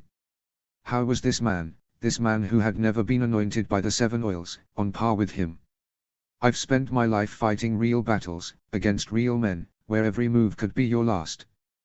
Tell me, Sir Jaime, when was the last time you truly feared for your life? You truly feared that you would not see the sun rise on the morrow. Jaime took a step back, yet he felt cold stone stop his strategic withdrawal. He ducked as Ryswell's sword crashed into the space where his head had been. Chips of stone showered Jaime, and he spun away from Mark Ryswell's reach. I've fought in those battles where every moment could be your last. I was with Rickard Stark when we stormed Riverrun in a midnight siege. I fought at the Battle of the Bells, where John Connington fell. I fought again on the Trident and then again against your own father in this very city. From the time I could hold a blade I have been fighting wildlings and bandits, and every single battle has always been to the death. Jaime spun a glittering arc with his white sword towards Mark Ryswell's head, but it was blocked and then shoved aside by a white sword much like his own. That is the problem with you Southerners. You don't know what it is like to truly fear death, and that is why you will always lose. Ryswell punctuated each few words with a thrust of his blade, and Jaime found himself locked in a struggle of strength against the Northerner. You know what the problem with you Northerners is? Jaime asked as he strained against his opponent's blade. You are always so concerned with your damn honor. With that Jaime pulled one hand of his sword, gripped the knife in his belt and stabbed straight into Mark Ryswell's groin. Ryswell's blade went slack in his hand, and fell to the floor with a clatter. And that makes you blinder to death than I will ever be. Jaime shook his head, and looked down at his sworn brother sadly. You should have stayed in the doorway, you fool. Mark Ryswell fell to the floor, and began to attempt to pull himself to the wall. Jaime stepped over him gingerly and made his way through the door that led to Denizer Inn. When he came across Lord Arryn, he found him huddled with his daughter and wife in a small room. Jaime leveled his blade at the Lord of the Eyrie. Surrender now, Lord Deniz, and I promise your daughter and wife shall not be harmed. You shall be treated as according to your station. You have my word. Denizer Inn got to his feet, anger and sadness burning in his eyes. I have the word of an oath-breaker. A Kingslayer. A sister fucker. Jaime smiled tightly. He said, it's not much, but it's all you've got. Denizer Inn glanced at his sobbing daughter, before turning back to Jaime and throwing his own blade to the floor. Jaime came forward and bound him with ropes, before escorting him from the room. As they passed Mark Ryswell's prone figure, Denizer Inn sighed heavily. You have killed many good men tonight. Jaime went to respond, but he was stopped by the sound of laughter. He turned to find Mark Ryswell watching him, with a bloody grin. Blood dribbled from his mouth, and a pool of it lay between his legs. He has Lord Deniz. Mark laughed, but he's forgotten the cost. The cost? Jaime asked. What cost? I know your sister has little love for your stunted brother, but I thought you had a passing adoration for him. Jaime's heart stopped in his chest. Tyrion. How could he have forgotten Tyrion? The only way for Tyrion to get home was passing through the north and then past the Vale. And Jaime had few friends in either places. He had just killed one of the North's most prominent fighters and arrested the Lord of the Vale. Tyrion's journey home would be fraught with danger, no matter which way he went. Mark Ryswell must have seen the look of horror upon his face, for he began to cackle most horribly. Poor little Tyrion, was it worth it, Sir Jaime? One Lord of the Eyre for your only brother. I'm sure your father would agree that it was a worthy trade. Jaime yanked Denizer Inn through the door and hollered for his men. The Hound was the first to arrive, and Jaime shoved Deniz into his arms before fleeing the room and searching for his sister. He rushed through the Red Keep, towards his sister's chambers, shoving any who got in his way aside. He burst in on her and found her sitting by her balcony, overlooking Blackwater Bay. The night was fine, and the moon was high in the sky. She was sipping a red wine from a golden goblet and looking very pleased with herself. "Is it done?" she asked eagerly as he entered the room. "Is he ours?" "Tyrion." Jaime managed to gasp out, "Tyrion is in the north. His only way home is past the Vale." "I know," Cersei replied flippantly, and Jaime stared at her in horror. She caught his look and shrugged. "It was a calculated risk, dear brother. One stunted imp for the 3 of the 4 members of the ruling family of the Vale. It was a good trade." "Trade?" Jaime exclaimed, disbelieving. "You would trade my brother's life so cheaply?" Cersei frowned. "Cheap? It was far from cheap. How many men did we lose tonight?" Jaime went to tell her, but she shook her head. "Actually, I don't care. We were successful. The city is ours. What else matters?" She got up and came to him, a vision of flowing locks and fine cheekbones. Her hand brushed his thigh, the gentlest of promises. "Now come to bed with me, we must celebrate. The king is dead, long live the king." For a fleeting second Jaime allowed himself to fall into the sweet realm of his sister's arms, but then Tyrion's mismatched eyes flashed in his vision and he pulled back. "No," he said. "No?" Cersei asked, her tone dangerous. "No," Jaime affirmed as he turned away and strode for the door. "Jaime!" Cersei cried, clearly upset, "Where are you going?" Jaime paused at the door and turned to glare at his sister. "To fix your mistake. To get our brother back." Notes: I have now decided to make an update schedule because otherwise I fear I will never finish this. Next update will be on Thursday. After that I will upload a new chapter on Tuesdays, Thursdays and Saturdays. Please leave a comment and tell me what you think. It really is the food that keeps this fic going, so tell me what you think. Thanks for reading, and next time we will either drop in to visit Viserys or Ned, not sure yet. Chapter 18, Viserys 2, The Shores of the Shivering Sea. Summary. Viserys talks with the captains of his army. Notes. A few things to clear up over the last chapter. First, no, Jaime and Cersei have not forgotten about Tommen. They did not plan on making enemies with the North by killing Mark Ryswell, indeed his presence was a surprise for Jaime and a hitch in their plans. Furthermore, both know that Ned is no child killer. On the other hand, Jaime is worried for Tyrion because the only way for him to get home is to go past the Vale. The Vale has already begun to move its troops and Cersei and Jaime know this. And on the Vale, Yes Daenerys has a son, his name is Ronal and we will see him in later chapters. But for now, read and enjoy. Chapter text. The waters lapped gently against the sands while a cold breeze drifted by, blowing Viserys' locks of silver away from his face. Around him, his gathered army was hard at work, building the fleet of ships that would carry him across the Shivering Sea and into the heart of the kingdom that he brought his family low. It had not been an easy journey to get here, and it had been even harder finding a way to keep the world blind to his movements. The first step in his plan had been tricking the world, and tricking his enemies into believing that he had marched into the ruins of Valyria on a whim of madness. In truth, he had only traveled as far down the Dragon Road as he needed, until Volantis was behind him. Then he had struck north in what no doubt would be remembered as one of the most daring marches ever made. Viserys had led his troops around the outskirts of the Dothraki Sea and emerged on the other side at the forest of Qohor, exactly where he had planned to. From there the march was relatively simple.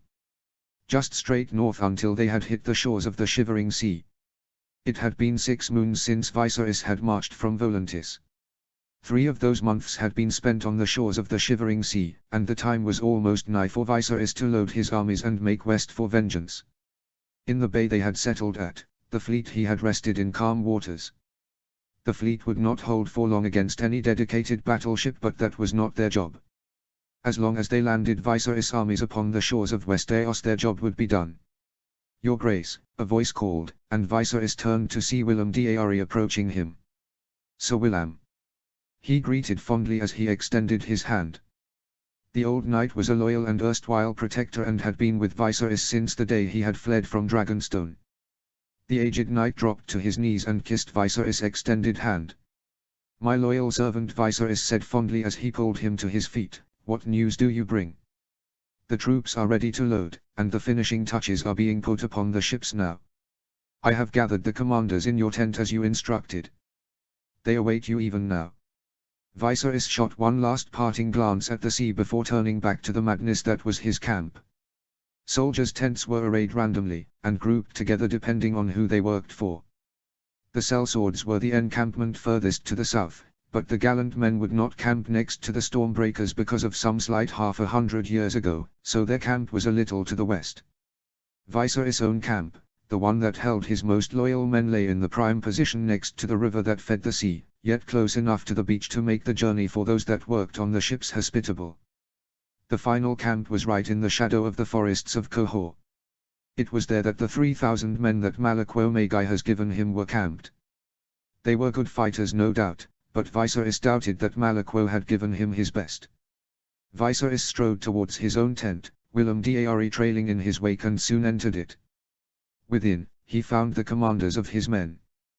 The 3 sellsword captains, Denari O'Herity of the gallant men, Jamin Zanks Herox of the Stormbreakers, and Corin Vardy of the Iron Shields lounged on the cushions near the back.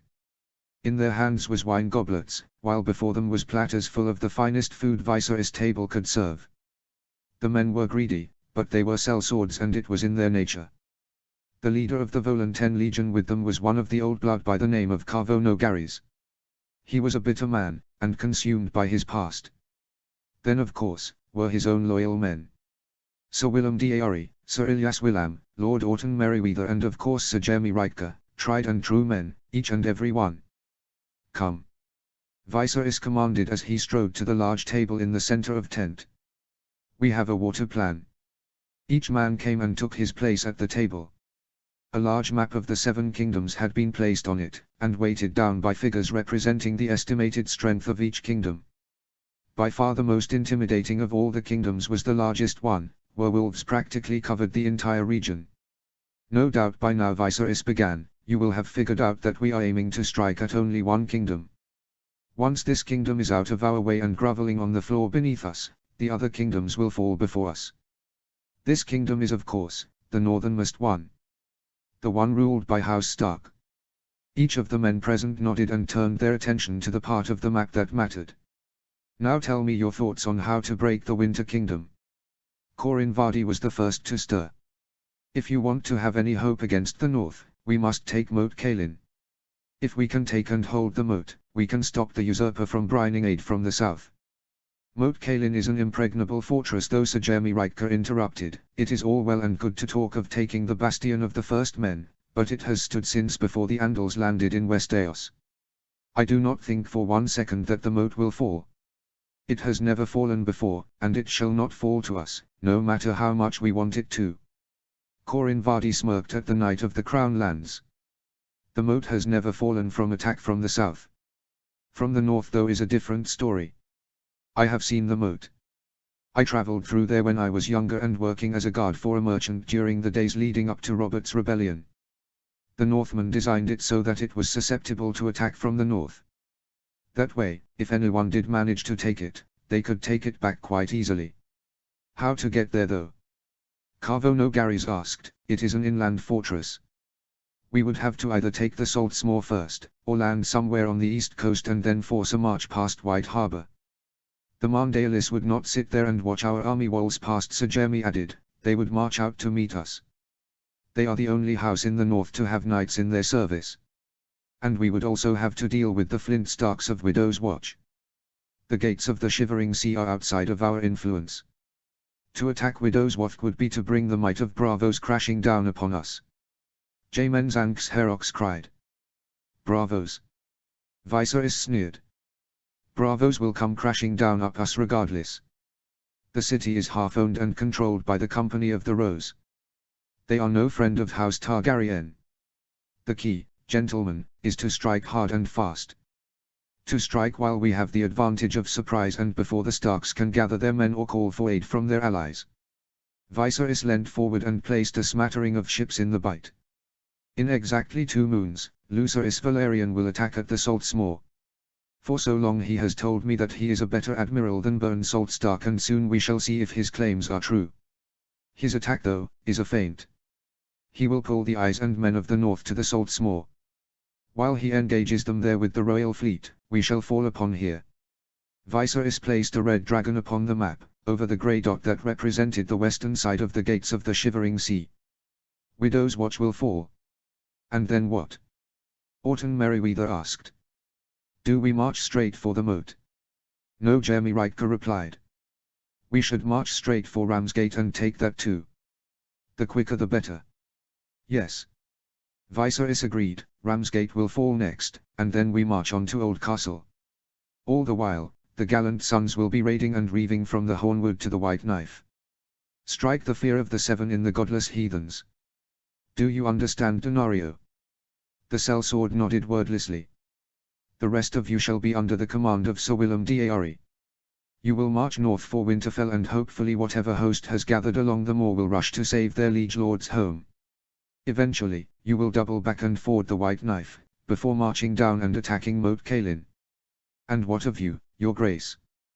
Carvo Nogarios asked. If we are to be under the command of Sir Willem d'Ary, what will you be doing? Viserys stared at the heart of the north. I will be paying some debts. I plan to take leave of you as soon as Widow's Watch has fallen. A reckoning will fall upon those that have wronged my family like this world has never seen before. Chapter 19, Eddard VI, Delegates, Dead Kings and Durandons. Summary.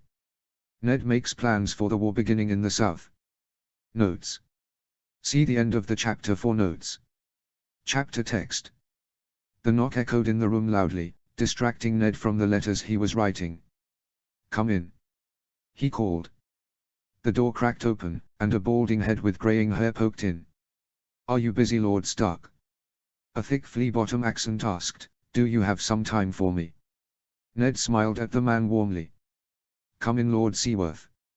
I always have time for you. Ned watched in amusement as Davos Seaworth squirmed at the use of his title. Even after all of these years, he still did not like being called a lord. He much preferred to be known just as Davos. Ned knew the pilots of the Saltsmore loved him for it. He had seen them with him in the tavern when he had visited the Isle of Salt a few years back. For them, it had clearly been like welcoming an old friend and not the lord into the tavern. And Davos had clearly enjoyed the interaction just as much. Indeed, Ned didn't think he had seen him ever so relaxed. What is that you wish to ask of me, Davos? Davos Seaworth shut the door behind him and walked into the room, taking a seat in the plush leather armchair across from Ned's writing desk. He squirmed uncomfortably for a moment, before reaching into his vest and pulling out something. He held it closed in his fist before bringing it over Ned's desk and dropping it. It was a small and white object that clattered and rolled for a few moments before stopping.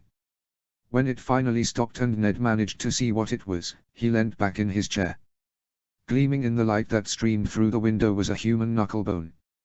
Ned stared at the knucklebone for a long moment, before turning his gaze back to Davos. I think I will find it in myself to forgive you if that is either Arto's or Alaric's knucklebone. I know how irritating both of those can be, and as their father I can excuse you for doing that. If it was anyone else though, Davos, I'm afraid that there is little I can do to help you. Davos' face paled and he shrunk into his seat. No. He cried in horror, I didn't take it from anyone else. Ned couldn't hold back his amusement anymore, and roared with laughter at the look on Davos' face. You should have seen your face. He cried, as tears pooled in the corners of his eye. It felt good to laugh. Ned hadn't laughed like this since he had received news of Jon Arryn's death. The thought sobered him, and he looked again at Davos, who was trying to scowl, but looking slightly bemused. Ned let the smile slide from his face and picked up the knucklebone in between them. I assume this yours? Davos nodded. It arrived at the Saltsmore 2 weeks ago. Arrived. From Dragonstone. Stannis had one. I gave it to him when I saw him last, and told him that if he ever had need of me he only had to send that and I would come. I said I would help him until I considered my debt to him paid. You owe him nothing. Ned said, his mouth pursed while his eyes lingered on the stumps of Davos' fingers. Davos smiled consolingly. It's all a matter of perspective, isn't it? He dropped his smile and looked at Ned seriously, though a touch nervously. I gave Stannis my word though. When I was still new to being a lord, You once told me that the most important part of being a lord was my honor, and that the easiest way to maintain my honor was to keep my word. I beg it of you now, let me keep my word to Stannis, and once I have fulfilled my debt to him I shall return to serve you for the rest of my days. They were interrupted by a pounding at the door.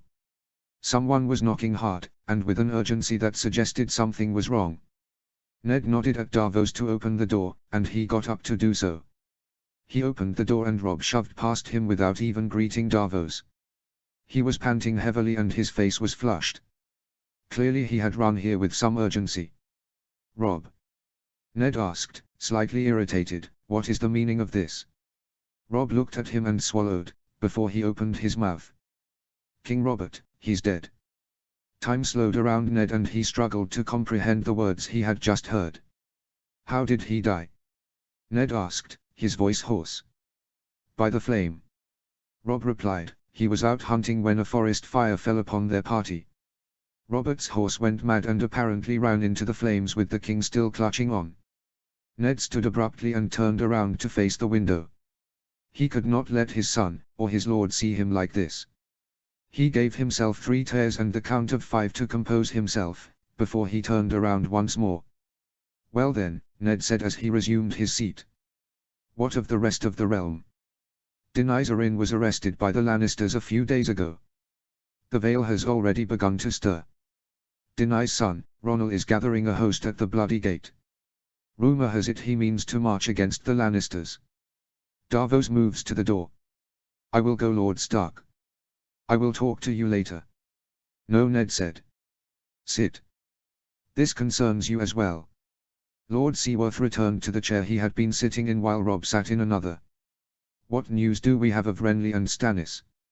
Ned asked Robb, and Davos leant forward in anticipation. "Renly fled the capital just after Robert's corpse was found. Reports suggest that he heads for Highgarden where he means to marry Margaery Tyrell and declare his claim on the Iron Throne." Lord Davos frowned.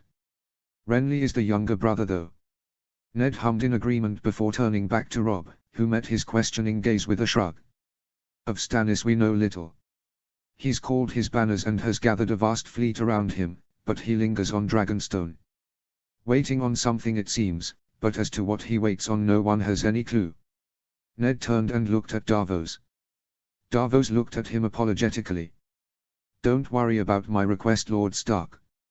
If it is to be a war, then my place is here by your side." Ned stewed in silence for a second, before picking up a quill and scribbling on the letter in front of him. He stared at it for a second once he had finished, before sighing heavily. "Well, this makes it quite easy then." Ned lifted the letter he had been scribbling and slid it across to Davos. Davos took it and opened it, before scanning the document. "To Lord Stannis of the House of Baratheon. This letter and signet seal gives its carrier, Lord Davos of the House of Seaworth, the right to act in place of and as a representative of the Lord of Winterfell and Warden of the North, Lord Eddard of the House of Stark.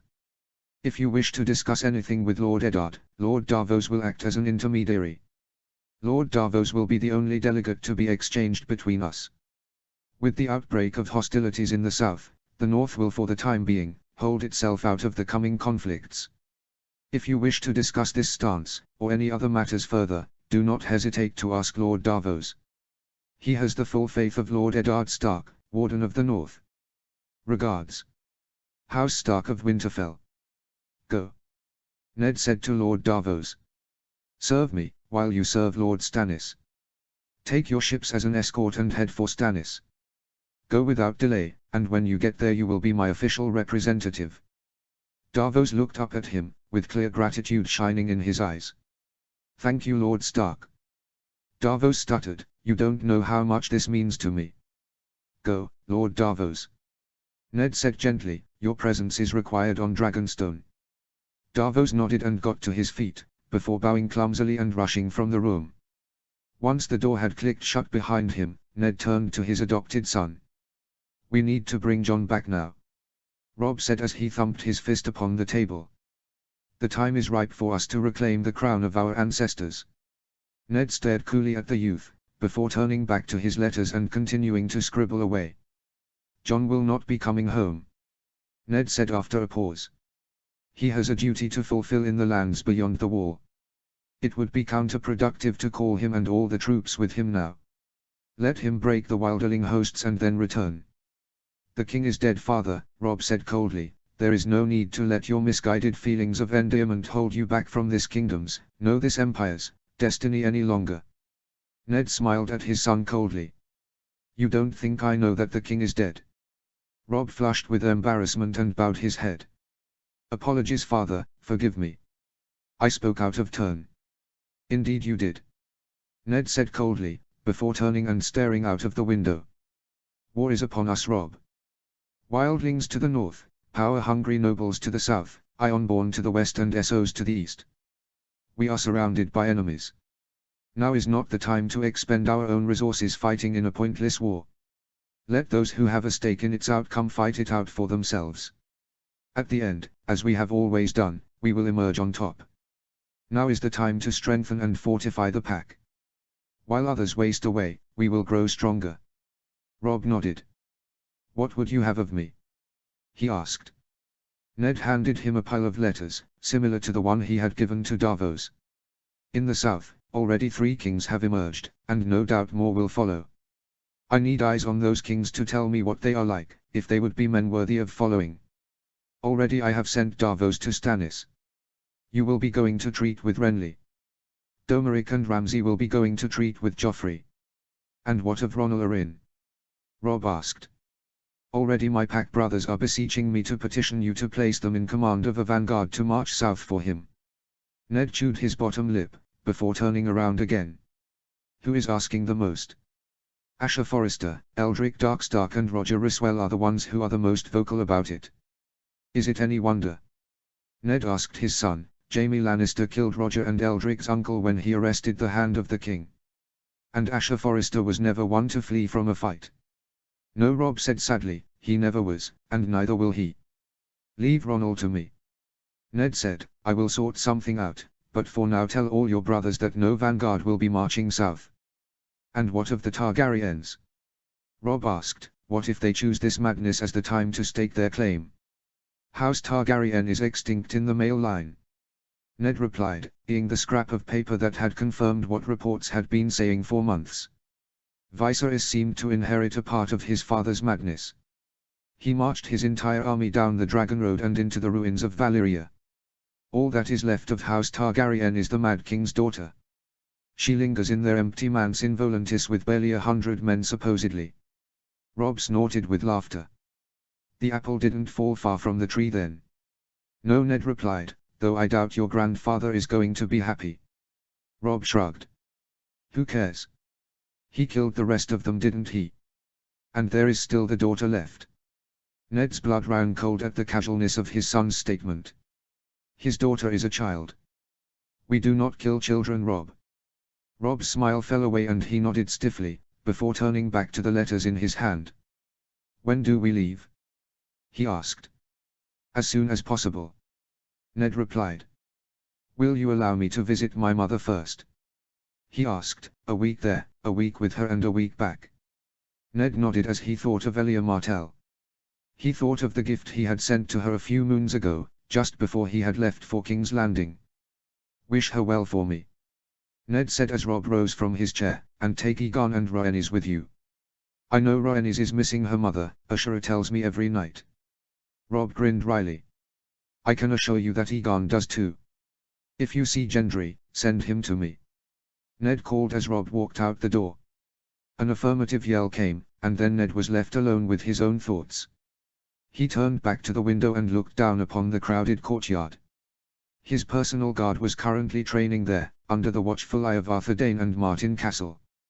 Arthur Dayne was wheeling about, and sparring with 7 other men. As Ned watched one by one they fell, until Arthur was left standing alone. A savage snarl played across his features, and in that moment Ned saw the warrior he had become, and not the knight he had been. As Ned thought of knights with white cloaks, he thought of the man that lay dead in King's Landing. Mark Ryswell had been one of Ned's most devoted men, and a close friend of Brandon in the days when he had still drawn breath. Ned would have trusted none other to be his eyes in the south, and in the end, like it had for Brandon, it had ended in Mark Ryswell's death. Ned knew there were many within the north who burned to avenge their fallen brother. In his time Mark had been a popular and charismatic individual that had drawn people to him like a moth to a flame. And now he was dead at the hands of the Kingslayer. Ned would have his vengeance on the Kingslayer though, even if it was not to be by his own hand. By now Tyrion Lannister would just be approaching Moat Cailin. The men escorting him had been given clear orders. Under no circumstances was Tyrion Lannister to find out what had happened in the south in his absence. He would emerge into a Riverlands that teetered on the brink of war. And he was clueless as to what had happened. Clueless he would be when the Knights of the Vale came riding down from their high mountains and captured him due to someone letting Rhaenyra in now where Tyrion Lannister was. And Jaime Lannister, the hot-headed fool that he was, would no doubt rush to save him. And it would be here that Ned's vengeance would be taken. Ned knew that it would do little to appease his lords, but it would keep them from marching their men south for the time. Ned turned to a different part of the yard and saw Tommen and Alaric sparring with each other under Arto's watchful eye. Alaric and Tommen had become as thick as thieves, and often if you were to find one, the other would not be far. Their personalities contrasted heavily. Where Alaric was brooding and sour frowns, Tommen was smiling and laughing. Together, when they grew, they would be the closest of friends. Much like Robert and I were. Ned knew that both of them needed each other. Tommen needed someone to harden him up and make him into the warrior he needed to be, while Alaric needed someone to teach him to laugh. Hopefully that someone would be Tommen. Sweet Tommen, who was now Ned's hostage. Ned knew what he held, but he couldn't see Tommen like that. He had protested heavily against the murders of Elia Martell and her children, indeed he had risked life and limb to prevent them. He would not begin to murder children now. Tommen was now part of the pack. He needed protecting just as much as anyone else, whether that be from lords who wished to use him for their own means or overbearing mothers who would see him stifled from being who he was meant to be. A knock at the door interrupted Ned's thoughts for the third time that day, and Ned turned to see Gendry Waters looking at him a touch uncertainty. "Robb told me you have need of me, Lord Stark," he said. The sight of Gendry pulled Ned back to his youth in the Eyrie, and for a second he could smell the mountain's nose of Vale. "I did," Ned said gravely. "Take a seat. We have much to discuss." Gendry sat awkwardly in the chair that had been occupied by Davos less than an hour ago. He had been in this room very little, and preferred to spend his time in the sparring yard or the forge. When Ned's father had first found him, he had been 2 years into a blacksmith's apprenticeship. It was something he had refused to give up, even after he had been accepted into the Wolf Pack. Gendry had been the one to forge many of the blades of the Wolf Pack, and Ned knew that Jon had taken a sword that Gendry had forged north of the wall with him. "I assume you have heard word of what happened while I was in the south." Gendry shrugged. "Bits and pieces," he admitted. "I heard there was a lot of blood involved." Blood flashed in the darkest recess of his vision, and Ned was forced to turn away for a second before resuming. "You are right. There was a lot of blood. And a lot of tears too." Gendry didn't respond, he just watched Ned warily. "Tell me, Gendry, did anyone ever tell you who your father was?" Gendry shrugged. "Not really. I never really cared. I had Jon and Robb and my brothers. I had you and Lord Ricard and the Lady Ashera. I had Arya and Deanna and Artos and Alaric. I had no need for anything else." He paused and looked thoughtful for a second. "I have no need for anything else." Ned nodded, and he was slightly moved by the youth's words. "Well, it has fallen to me to tell you who your father is." Gendry frowned. "Why?" he asked. "Because the time has come for you to be legitimized. I want you to know of your past, so that you can know how to define your future." Gendry had paled, and his eyes had gone wide. A strange, choking sound emerged from deep within him. "But," he stammered, "you haven't legitimized anyone else. Robb is still a Snow. Will he not be upset?" "I have already spoken to Robb," Ned assured, "and he fully supports my decision." "But you are right. I would not be legitimizing you now, if it did not serve a purpose. Sir Bryden Tully resigned as Master of the Moat while I was in the south. A new Master of the Moat will need to be chosen, and I have chosen you. If you are to be the Master of the Moat, you will need a name. Which is why I wish to tell you of your father. If Gendry had looked shocked before, now he looked as though he had just been attacked by the others. Why you mean to make me Master of the Moat? I do. Ned said solemnly. I need someone I know and trust in the position. War is erupting in the south, Gendry, and I need a strong man to hold the gates to the north. You are that strong man. You have the approval and support of my father, my sons and my daughters, as well as the respect and admiration of many of the lords and heirs of the north. Ned sighed and shook his head. I get this may not be what you want, Gendry, and believe me, I would rather you stayed here too. But we all have a duty in the wars to come, and this shall be yours. To hold the north against those who would harm it. So what do you say? Gendry nodded slowly. I will need a name then, he said as he looked up, his eyes burning with resolve. Ned nodded. Your father Gendry was a great man, and a man I had known since I was a boy. Gendry's smile was infectious. My father was a northerner? He asked, overjoyed. Ned shook his head sadly. No, Gendry. You forget. I grew up in the Vale. Not the north. Gendry frowned. My father was a Valyman then. Ned shook his head again. Your father was my fellow ward, my best friend. He was the man who I grew up with, I fought beside, and in the end. Gendry's face paled as he realized what Ned was saying. I won a throne for. Ned flinched. King Robert was my father? He asked, his voice shaking slightly. Yes. Ned replied as tonelessly as he could. Gendry frowned deeply before shaking his head like a dog shakes off water. It doesn't matter, he said fiercely, I'm still a brother of the Wolf Pack. I'm still a northerner. Ned nodded in agreeance. You are. And if it means anything, you are still a son of mine. Gendry looked at Ned with tears shining in his eyes. Don't tell anyone who he is. Please. Ned nodded consolingly. Don't worry. I won't. The choice to share that information is yours. But you will need a name, Gendry. Gendry's eyes burned with purpose and anger as he looked at Lord Stark. What was the name of my ancestors? The ones that lived before the Dragon Lords came. The name that they had when they were first men like you Starks. Ned's heart stopped in his chest. Of all the names to pick, why that?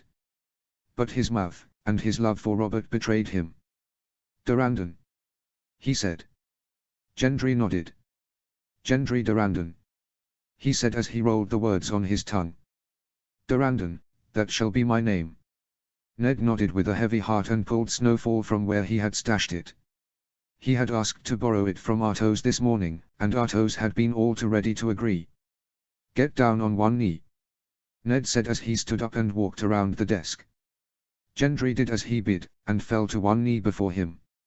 He extended the blade to just in front of Gendry. Place your hand on the blade, he instructed him, and Gendry did so.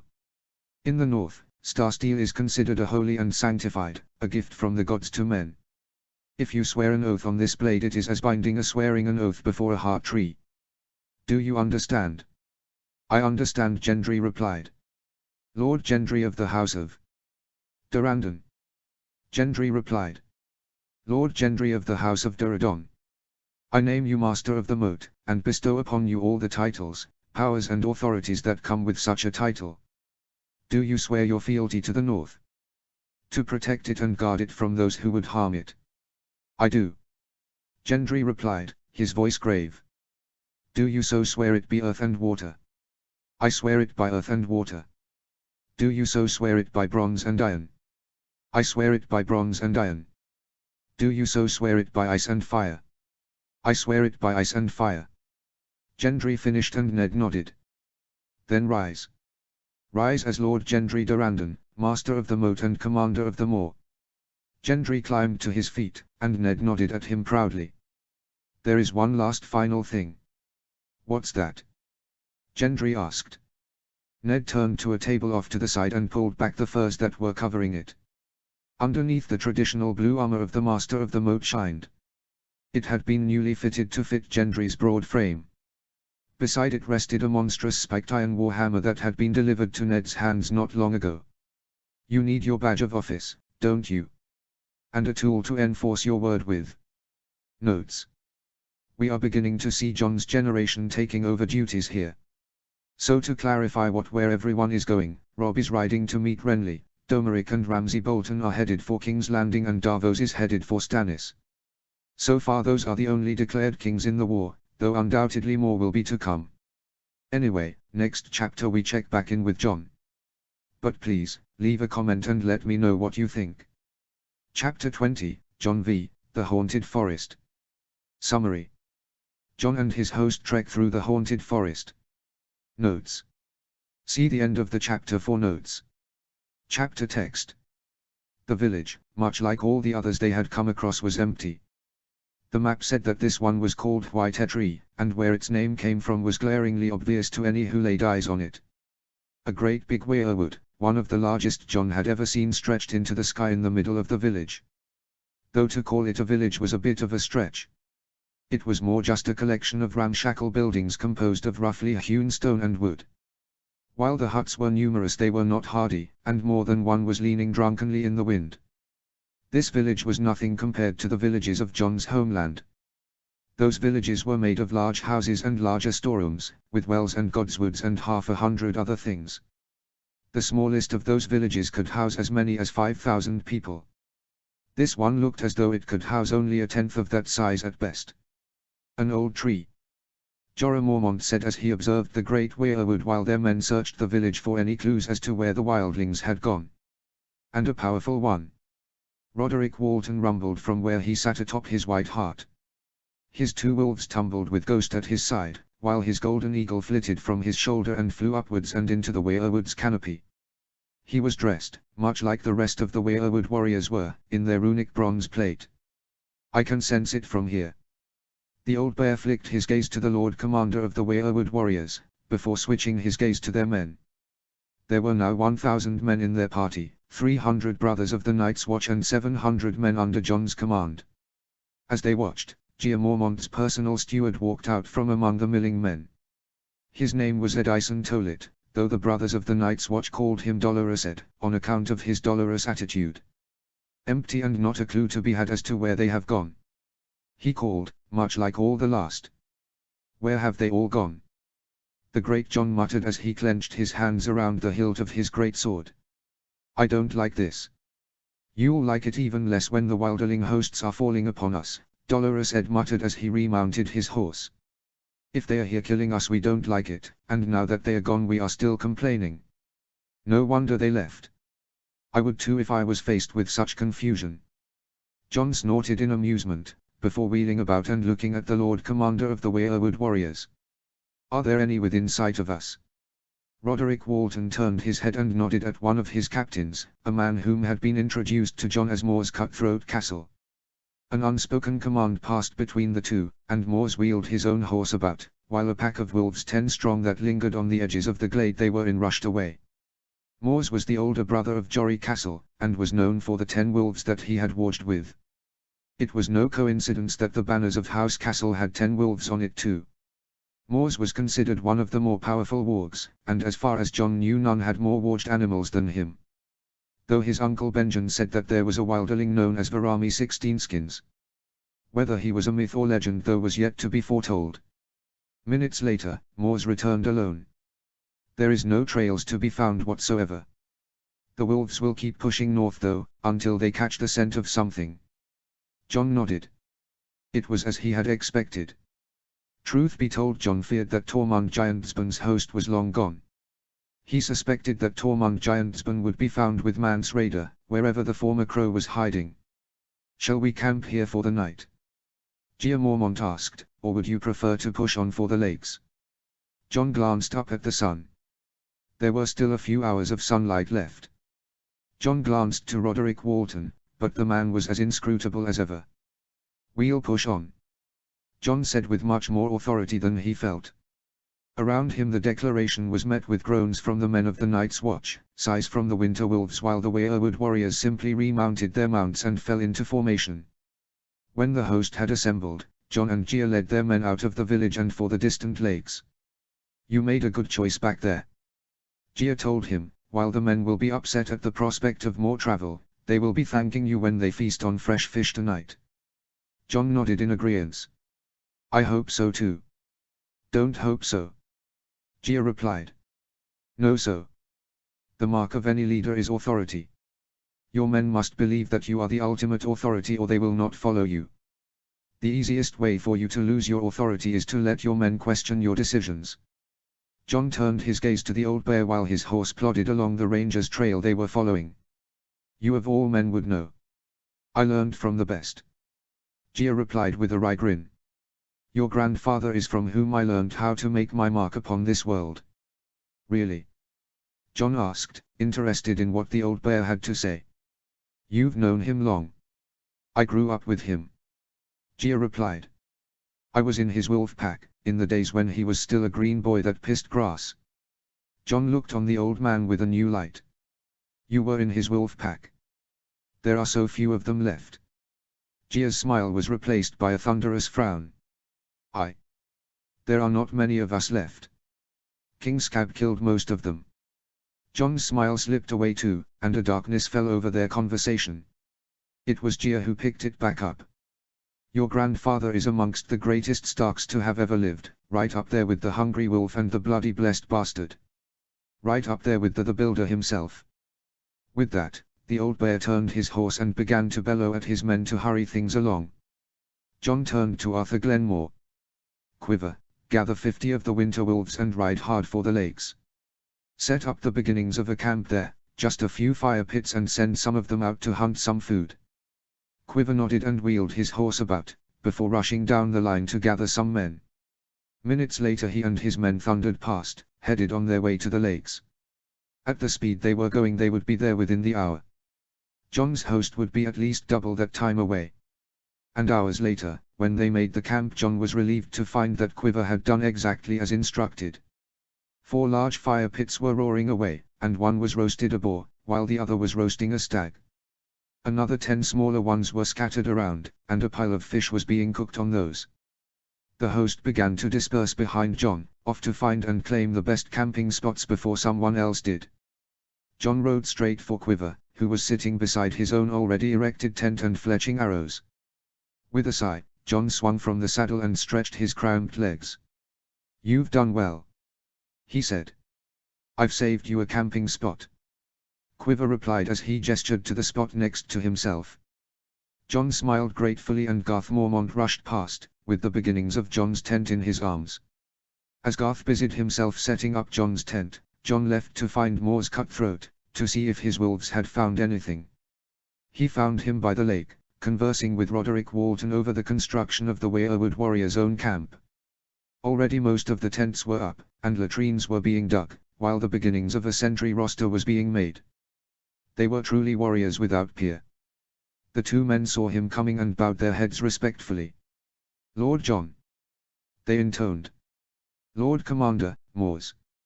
John replied, I was wondering if your wolves found trace of anything. Moors nodded. There are humans north of us. A few more days marching north and we will be upon them. John nodded, before reaching into his tunic for a map of the lands beyond the wall. He saw only one settlement to the north of him. Craster's Keep. He said aloud, and looked up to the 2 Weirwood warriors. Do you think that will be where your wolves have found? Most likely. Moors replied. The scent was strange. There was many women but only one man. That will be Craster. Benjen Hardstark said as he approached. The man is of ill repute and surrounded by rumors. Even the wildlings consider him to be terrible savage. What sort of rumors? Roderick rumbled. Uncle Benjen shrugged. The man marries and beds his own daughters, and yet for all his years and all his daughters he has no sons. Some say that he eats his sons, while others contend that he sacrifices them to his gods. And what does this Craster say as to why he has no sons? Moor's Castle asked. Uncle Benjen snorted in amusement. He claims it's his seed. That he has only ever given birth to daughters. Around John the conversation continued on. John stared north though, to where the tips of the Frostfangs could be seen on the horizon, just above the tips of the trees of the haunted forest. The wildlings were gone and John needed answers if he was to have any hope of finishing the task his father had given him within a respectable time frame. If the only place he could find those answers was with a man who slept with his own daughters, then so be it. In the morning we head for Craster's Keep. I mean to find answers, and hopefully this Craster will have some for us. Tell the men to be ready to break camp at first light. With that, John turned and strode back the way he had come, determined to find some hot food and good company before he retired for the night. Notes. John's chapters will for now be a bit shorter than everyone else's due to the fact that until he reaches the Fist of the First Men, his path isn't that different to canon. It is at the Fist that stuff starts to happen. Next chapter we hear from Robb. Leave a comment and tell me what you think. Chapter 21, Robb I, Maiden, Mother and Stranger. Summary. Robb goes to Mount Starpoint with Rhaenys and Aegon to see Elia. Notes. See the end of the chapter for notes. Chapter text.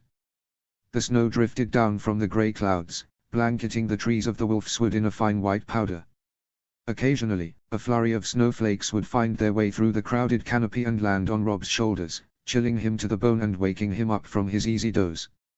He would have put his cloak on, but the weather in the wood was fine, and was enjoying the cool breeze that was drifting by. Underneath him, his warhorse plodded along dutifully while grey wind ran around him and ahead, everywhere at once, and yet simultaneously nowhere to be found. The plodding rhythm was comforting, and something that Robb was well accustomed to. The horse he rode had seen much of the north, and even parts of Essos. It had been faithful and dutiful and followed him everywhere, but Robb knew it was nearing the end of its working life. It was a shame, for it had been a fine horse. His grandfather had gifted it to him on his 5th name-a-day, when it was still but a foal. His grandfather had taken him and John to the rills, where he was meeting with his old friend, Roger Risswell. Roger had let him, John and Gendry both have their pick of his herds.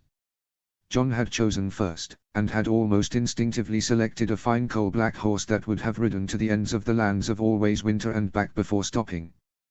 Gendry had never been much of a horseman and simply picked the first that caught his eye, a dappled grey one. Lean, yet strong, there was nothing remarkable about it save for a strange spot on its flank. Robb had turned to his grandfather when he had been unable to find one he liked. His grandfather had guided him through the herd, before finally stopping before one with a plain brown coat. While it didn't look like much at the time, when they returned Roger Risswell had proclaimed that its sire was the finest horse I ever bred and trained. And he was right. As Robb had grown with the foal, he had learned that it was not simply trained for war, it was born for it. No other horse could match it in the jousting yard, and nor in the mock battles they fought in the Sheep's Head Hills. It could run for a day and walk for a night. And it was Robb's pride and joy. How much further to the inn? A voice asked, interrupting Robb from his reminiscing. Robb swung in the saddle to see Rhaenys trailing behind him. It was times like this that Robb was taken aback by her beauty. The snowflakes had caught in her raven locks, and her bronze skin shined. Her eyes twinkled with as if she was privy to some great joke that only she knew, and her mouth was curled into the barest hints of a smile. The Ethral Targaryen beauty that her father was said to have had shined through, but it was grounded by the gentle beauty of her mother, and it made for a striking image that left Robb's heart more than a little sore. She was a living, breathing reminder of everything there was that Robb wanted that he could never have. Distracted, are you? Rhaenys tittered as she spurred her horse forward to ride abreast with Robb. What were you thinking about? Robb patted the flank of his horse. My horse. He replied, my grandfather. My brothers. You. Rhaenys laughed quietly. And what of poor Grey Wind? She asked as said beast came rushing out of the bushes, his muzzle coated in blood and a limp hair clutched in his jaws. Is there no time to think of him? Grey Wind is always in my thoughts. Robb replied seriously as he beheld the young wolf. Unbidden, the metallic taste of blood filled his mouth. Something must have shown on his face, for Rhaenys lightly touched his arm, bringing him back to reality. What is it like? She asked, her eyes full of curiosity. Robb shrugged her arm off, and kicked the sides of his horse. It shot ahead a few steps, before slowing down again. Robb didn't particularly like what he could do. Some walks relished in the power the gods had given them, and it drove them to incredible acts of greed and cruelty. The White Eye were the foremost example of this, but they were just the most organized of the power-hungry. Some wargs respected what they could do, and they were the ones that followed the laws that had been sent by the bloody bastard and the ones that fought and served in the warg legions. Rob though was of the last group, and they were the smallest of the three groups. They were the ones who feared what they could do, and did everything they could to escape it.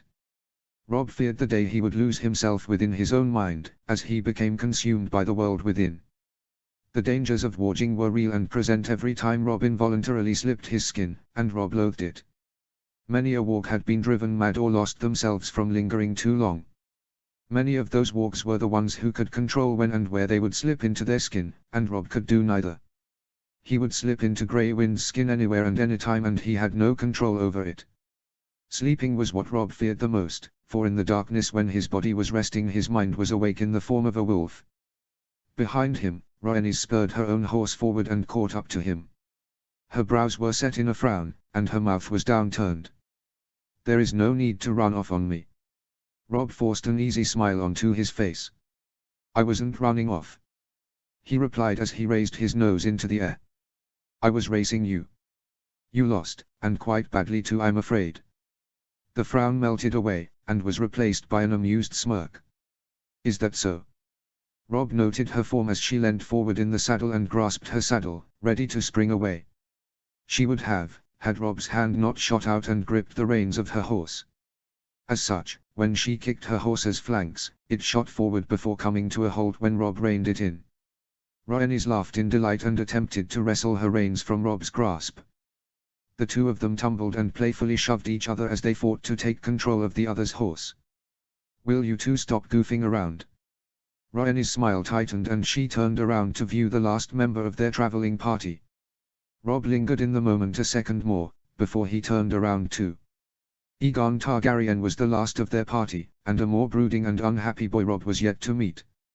Aegon knew little of fun, and less of laughter. His Targaryen features had made him a bit of an outcast in the north, and he had few friends. Rob and Jon had done their best with Aegon, but Jon was friends with everyone and Aegon was convinced that Rob was more interested in his sister than him. It was most probably true, but something that Rob had never cared to spend time thinking about. "Cheer up, Aegon," Rhaenys replied. "We are riding to see Mother. What is there to be sad about?" Aegon scoffed and turned his face away.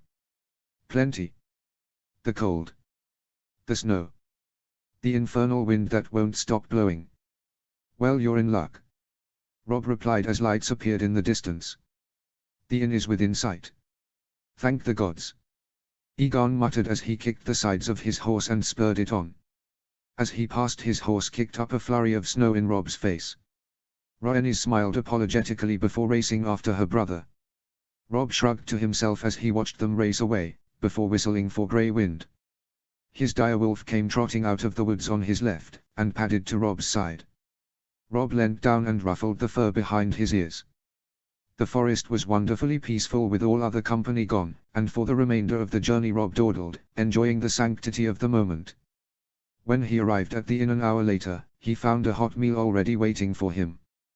The innkeeper was honored to have a son of House Stark in his house and had given Rob the best rooms in the building. Grey Wind was given a berth also, and a large haunch of beef. After Rob had eaten and drunken his fill, he retired for the night to his rooms. Grey Wind had chosen to retreat to the outside, and Rob had let him go. He knew there was little use fighting him in this. A direwolf was a companion, not a pet. It was a little past midnight when the knock came at his door. Rob stumbled to his feet, and walked to the door.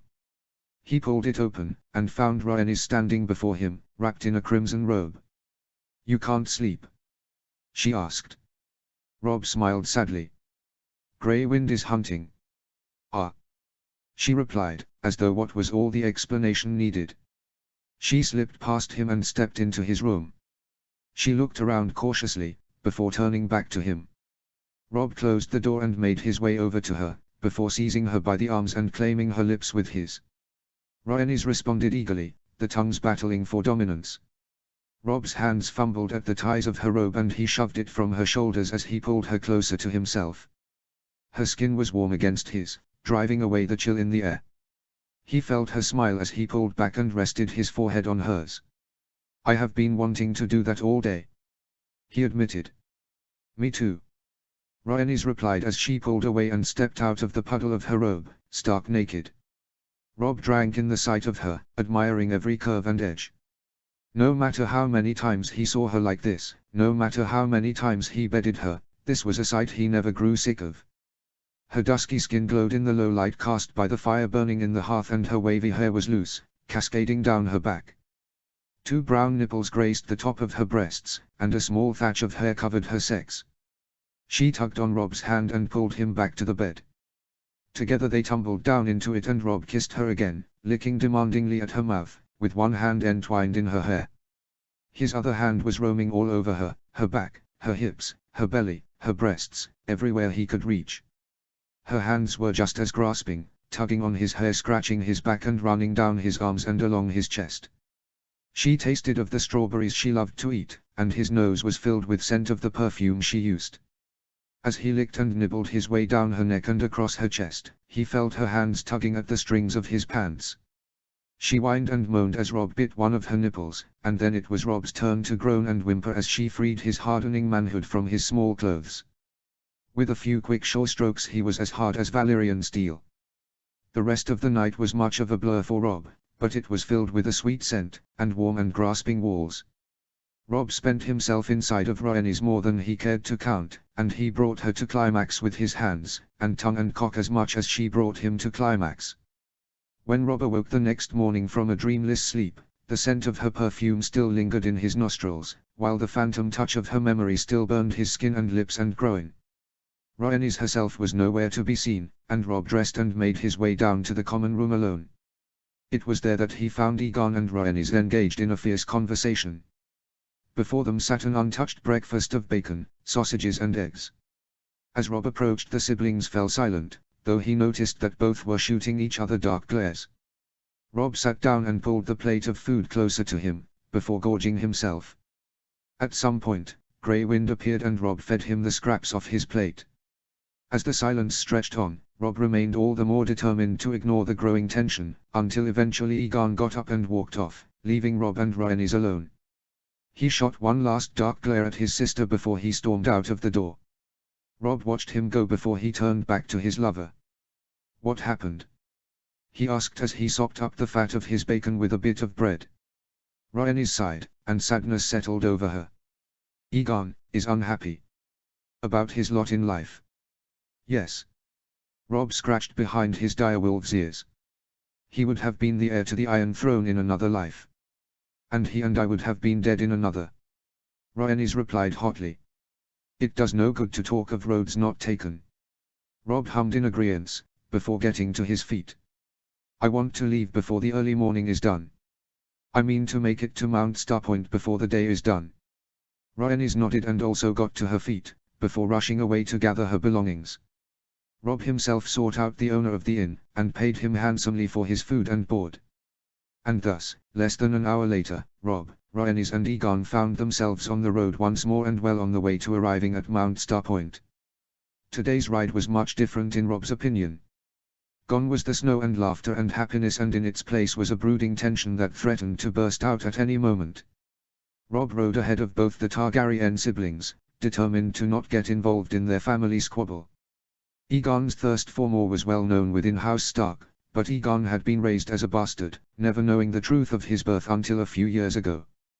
The knowledge had seemed to only alienate Aegon even further from those who had enjoyed his company. Rhaenys on the other hand had only been driven further into the arms of those who comforted her, and Davos Seaworth and her mother had been her closest confidants. Weldon, and Robb. Robb had been her first, though she was not his.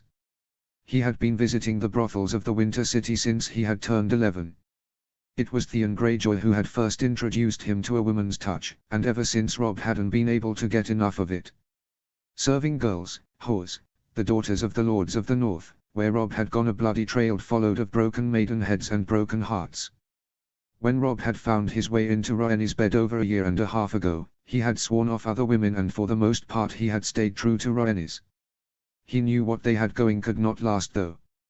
Robb was the great bastard of House Stark. From a young age he had known he was meant for more than disposed Targaryen princess. He was to be one of his brother's loyal bannermen, with a keep and titles of his own. He would marry the daughter of a noble lord and have noble children. The more Rob grew though, the more he realized that was not what he wanted. Rob was too much of a wild wolf to ever settle down. Rob only felt truly alive when a woman was impaled on the end of his cock, or when a man was dead at his hands. In the life of a noble lord of the north there would be no room for either of those activities, especially in an age of peace. So consumed had Rob been in his thoughts that he didn't notice the towering heights of Mount Starpoint appearing in the distance, and was only stirred from his slumber when he found the gates of the fortress shut to him. "We are here," Rob muttered, and Egon and Rhaenys reined their mounts in behind him, while Grey Wind sat down beside his horse. "The gates are shut," Rob called. "The mummer's farce isn't done," came the reply. "The White Wolf hasn't risen," Rob replied, though ghost flashed through his mind. Silence greeted Rob's final declaration, before the rumbling of chains filled the air and the gates began to creak open. Inside, Rob found the woman who had raised him waiting. Princess Elia Martell, a woman who Rob considered to be his own mother. As Egon and Rhaenys embraced her tightly, Rob waited, and when she was done with them she turned her warm gaze to him, and he stepped forward for a hug of his own. She embraced him just as tightly as she had embraced either of her true-born children, and Rob hugged her back. Already he felt like a young boy again, afraid and fearful and scared of every passing shadow. But here was the woman who had been his protector, who had watched over him when he slept, comforted him when he cried, and listened as he vented against the unfairness of the world he was born into. "Come into my chambers," the Princess of Dawn declared. "We must share a drink and some food. When did all of you last eat? You're looking awfully skinny, Egon." Together the four of them made their way to where Elia Martell lived. Her chambers were the warmest in the entire mountain, and set far into the mountain itself. Fires roared in every hearth Rob passed, and it was almost swelteringly hot inside. But it was how the woman who had been raised in the sun-kissed sands of Dawn lived, and for Rob these chambers were just as familiar and homely as his own back in the Wolf Fort. Rob sat himself down in an armchair as Elia served them tea and had food brought in for them. The afternoon was spent catching up, and it was peaceful and joyful, and just for a moment Rob allowed himself to forget of white wolves and wars and winter, and he enjoyed the moment with his mother, his lover, and a boy he considered to be a brother. And it seemed that those he was with also put aside their squabbles and worries, and they laughed and enjoyed the afternoon.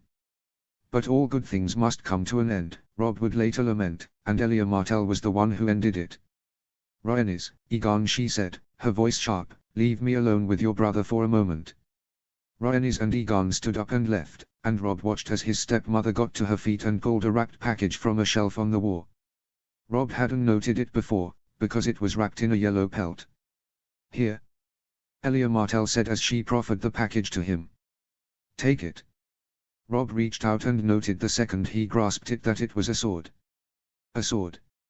Rob asked. "I thank you for the gift, mother, but I have plenty of these." Elia smiled. "That you do. But this isn't any sword. Draw it." Rob removed the pelt that covered the blade, and immediately noted the excessively decorated hilt. Gold and rubies adorned it, and the pommel was carved in the likeness of a familiar animal. Rob's breath caught in his throat as he pulled the blade free from its scabbard. "This is—" "Yes," Elia replied. "Your uncle gave it to me as a gift. He acquired it from the pirate in the Stepstones that has been terrorizing my brother." Rob almost immediately rewrapped it and handed it back to Elia. She refused to take it though and shook her head. "In the morn you and Egon go to war. Egon to Moat Cailin, and you to the south. You will have a greater need of it than anyone here in the north." Rob went to protest, but Elia stopped him with a harsh look. "That is not the only reason I have given you that blade though. I am not built to wield blades and kill men, but you are. When you go south, I want you to swing that blade for me. I want you to kill those that would have harmed me. And when you have it into that monster's groin and his feral dog as well, I want you to tell him that Elia Martell sends her regards." Rob swallowed. This was a side of his mother he had never seen before. Nodding, he took the blade and hung it at his side. It was an unfamiliar weight, lighter than the blades that Rob was accustomed to. And the next morning, Rob and Egon rode forth to war and duty, Rob to meet his retinue at Moat Cailin and continue south, and Egon to serve under Gendry Durrandon. One thing was for certain though, Rob would do as his mother had commanded, no matter what the cost may be. She had saved him when he was a nobody, and he would avenge her when no one else would step forth. Notes. Sorry for the lack of updates, I am really struggling to write this while also balancing the deadlines of my own original writing project. Chapter 22, Jaime 3, The Flight of the Falcon. Summary. Jaime sets out in search of Tyrion. Notes. This chapter takes place over about a month, from beginning to end. See the end of the chapter for more notes. Chapter text. When Jaime had ridden forth from King's Landing in all his righteous wrath and determination to save his brother, not even the others of northern legend could stand in his way. He had gathered barely 100 men, the first he had seen, ordered them to pack their bags and mount their horses, and they had ridden out straight away. He had no clue where he was going or what he was doing, all he knew was that his little brother was in need. His small retinue rushed up the King's Road, and across the Ruby Ford, and past the high road. They had seen hide nor hair of Tyrion. And it was there that trouble first struck. Jaime wheeled his horse around, as the men fell upon them. With a wordless cry, he yanked his sword from his sheath and charged at the group of men attacking his. The fight was short, but bloody, and yet still Jaime's men prevailed. Only once the fight had finished did Jaime inspect the corpses, and the discovery chilled him to his bone. Stitched upon the tunic of the men who had attacked him was a falcon on a blue background. The men of the Vale. One of his men said, "What are they doing here?" "Isn't it clear?" another said with a glare at Jaime. "We've rushed past the high road and the men of the Vale have come down since. When we were leaving the capital, all anyone was talking about was the host that Ronal Arryn was gathering at the Bloody Gate." Jaime stared at the corpse in front of him, while his mind whirred. "What now?" asked the original man. "What now?" the cynic replied. "Now we die. What do you think is going to happen when Ronal Arryn's outriders don't return?" Jaime whirled around. "Shut up!" he cried, "I'm trying to think." The man glared at him, but did as he bid. After a moment's silence, Jaime knew the only safe direction to go. East and south are the men of the Vale. North is the north, where only enemies lie. West is the Green Fork, but if we can cross it, we should be able to sprint to the safety of our homelands. There is no crossing along the Green Fork from here to the Twins though. And the Twins would take us dangerously close to the domains of those who are our enemies. My aunt married a Free. Jaime replied, and for all that House Free may be, they still care about family. Jaime got no response from any of his men, but for sullen silence. He glanced at them and found that many of them were looking uncertain. It was clear that they thought that they were down and out. Trapped behind enemy lines, with foes all around, the situation was grim. It was grim, but it was not impossible. Jaime was a knight of the Kingsguard.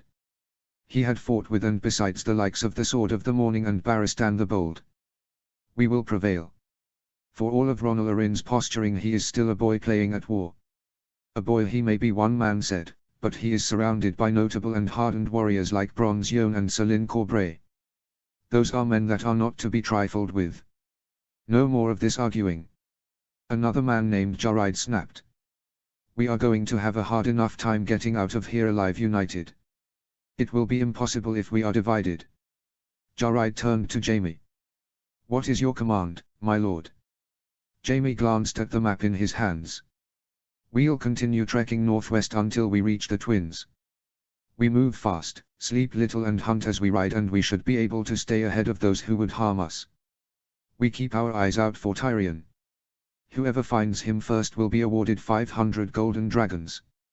For now, pack up and ride out. His men nodded and began packing away their gear and preparing to ride out. Jaime turned and looked once more at the bodies that littered the road. War was a grievous thing. Jaime knew very few of his men would live to see their homes again. Their anger was justified. This was a fool's errand he had led them on. He saw that now. So consumed he had been with saving Tyrion that he had noted that falcon falling upon him until it was directly over him. Now not only was Tyrion in danger, but so too was Jaime. Less than an hour later, Jaime and his men were on the road again. Their number was diminished, but hopefully it would be enough to get them home. They had lost 14 men at the skirmish near the high road. They made good time up the King's Road, but all along Jaime's outriders reported that Ronalarin's men were nipping at their heels. The Riverlords themselves were nowhere to be seen. Jaime supposed they were gathering at their keeps, preparing for the war that would rip their homelands apart. Such was the way of war. Which way the Riverlords' allegiance would fall was still up in the air. If Jaime was to field a guess, he would have said that those lords would have fallen which way the winds of war blew. "We have to stop," one his men said on the third day of their flight, when all of them were tired and sore and their horses driven half to ruin. "There is no way we can outrun them. We don't have the supplies to last, and nor do we have the men to fight through them. We don't stop," Jaime replied. "We don't stop until we are safe or dead." "Please, Sir Jaime," the man begged. "I have a wife and children back home that I want to see again. Surrender now and let us be treated according to our station. We can't go on." Jaime stopped and stared at his men once more. 3 days previous they had looked haggard. Today they looked like walking corpses. Deprived of food, sleep and warmth, men swayed in their saddles. "Go then," Jaime replied. "Surrender to Ronalarin and pray that he does not kill you. For me though, he will have no mercy. I captured his father and killed his father's men, men whom he has no doubt known since the day he was born. Go and perhaps you may live and see your families again." When he was done with his speech, more than half of his surviving men rode away. Remaining to him were 11 men he counted. 11 men. He only hoped they would be enough.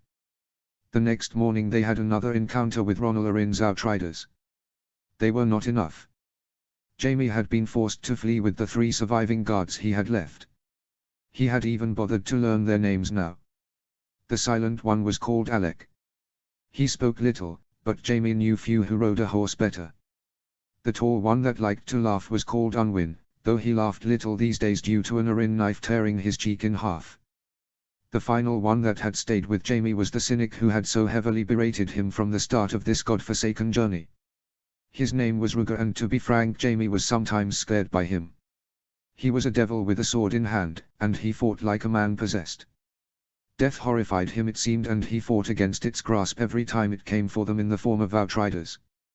Rugger was planning their escape even now, as news had arrived that the Riverlords to the direct west had declared for Ronalarin, joining his forces to theirs.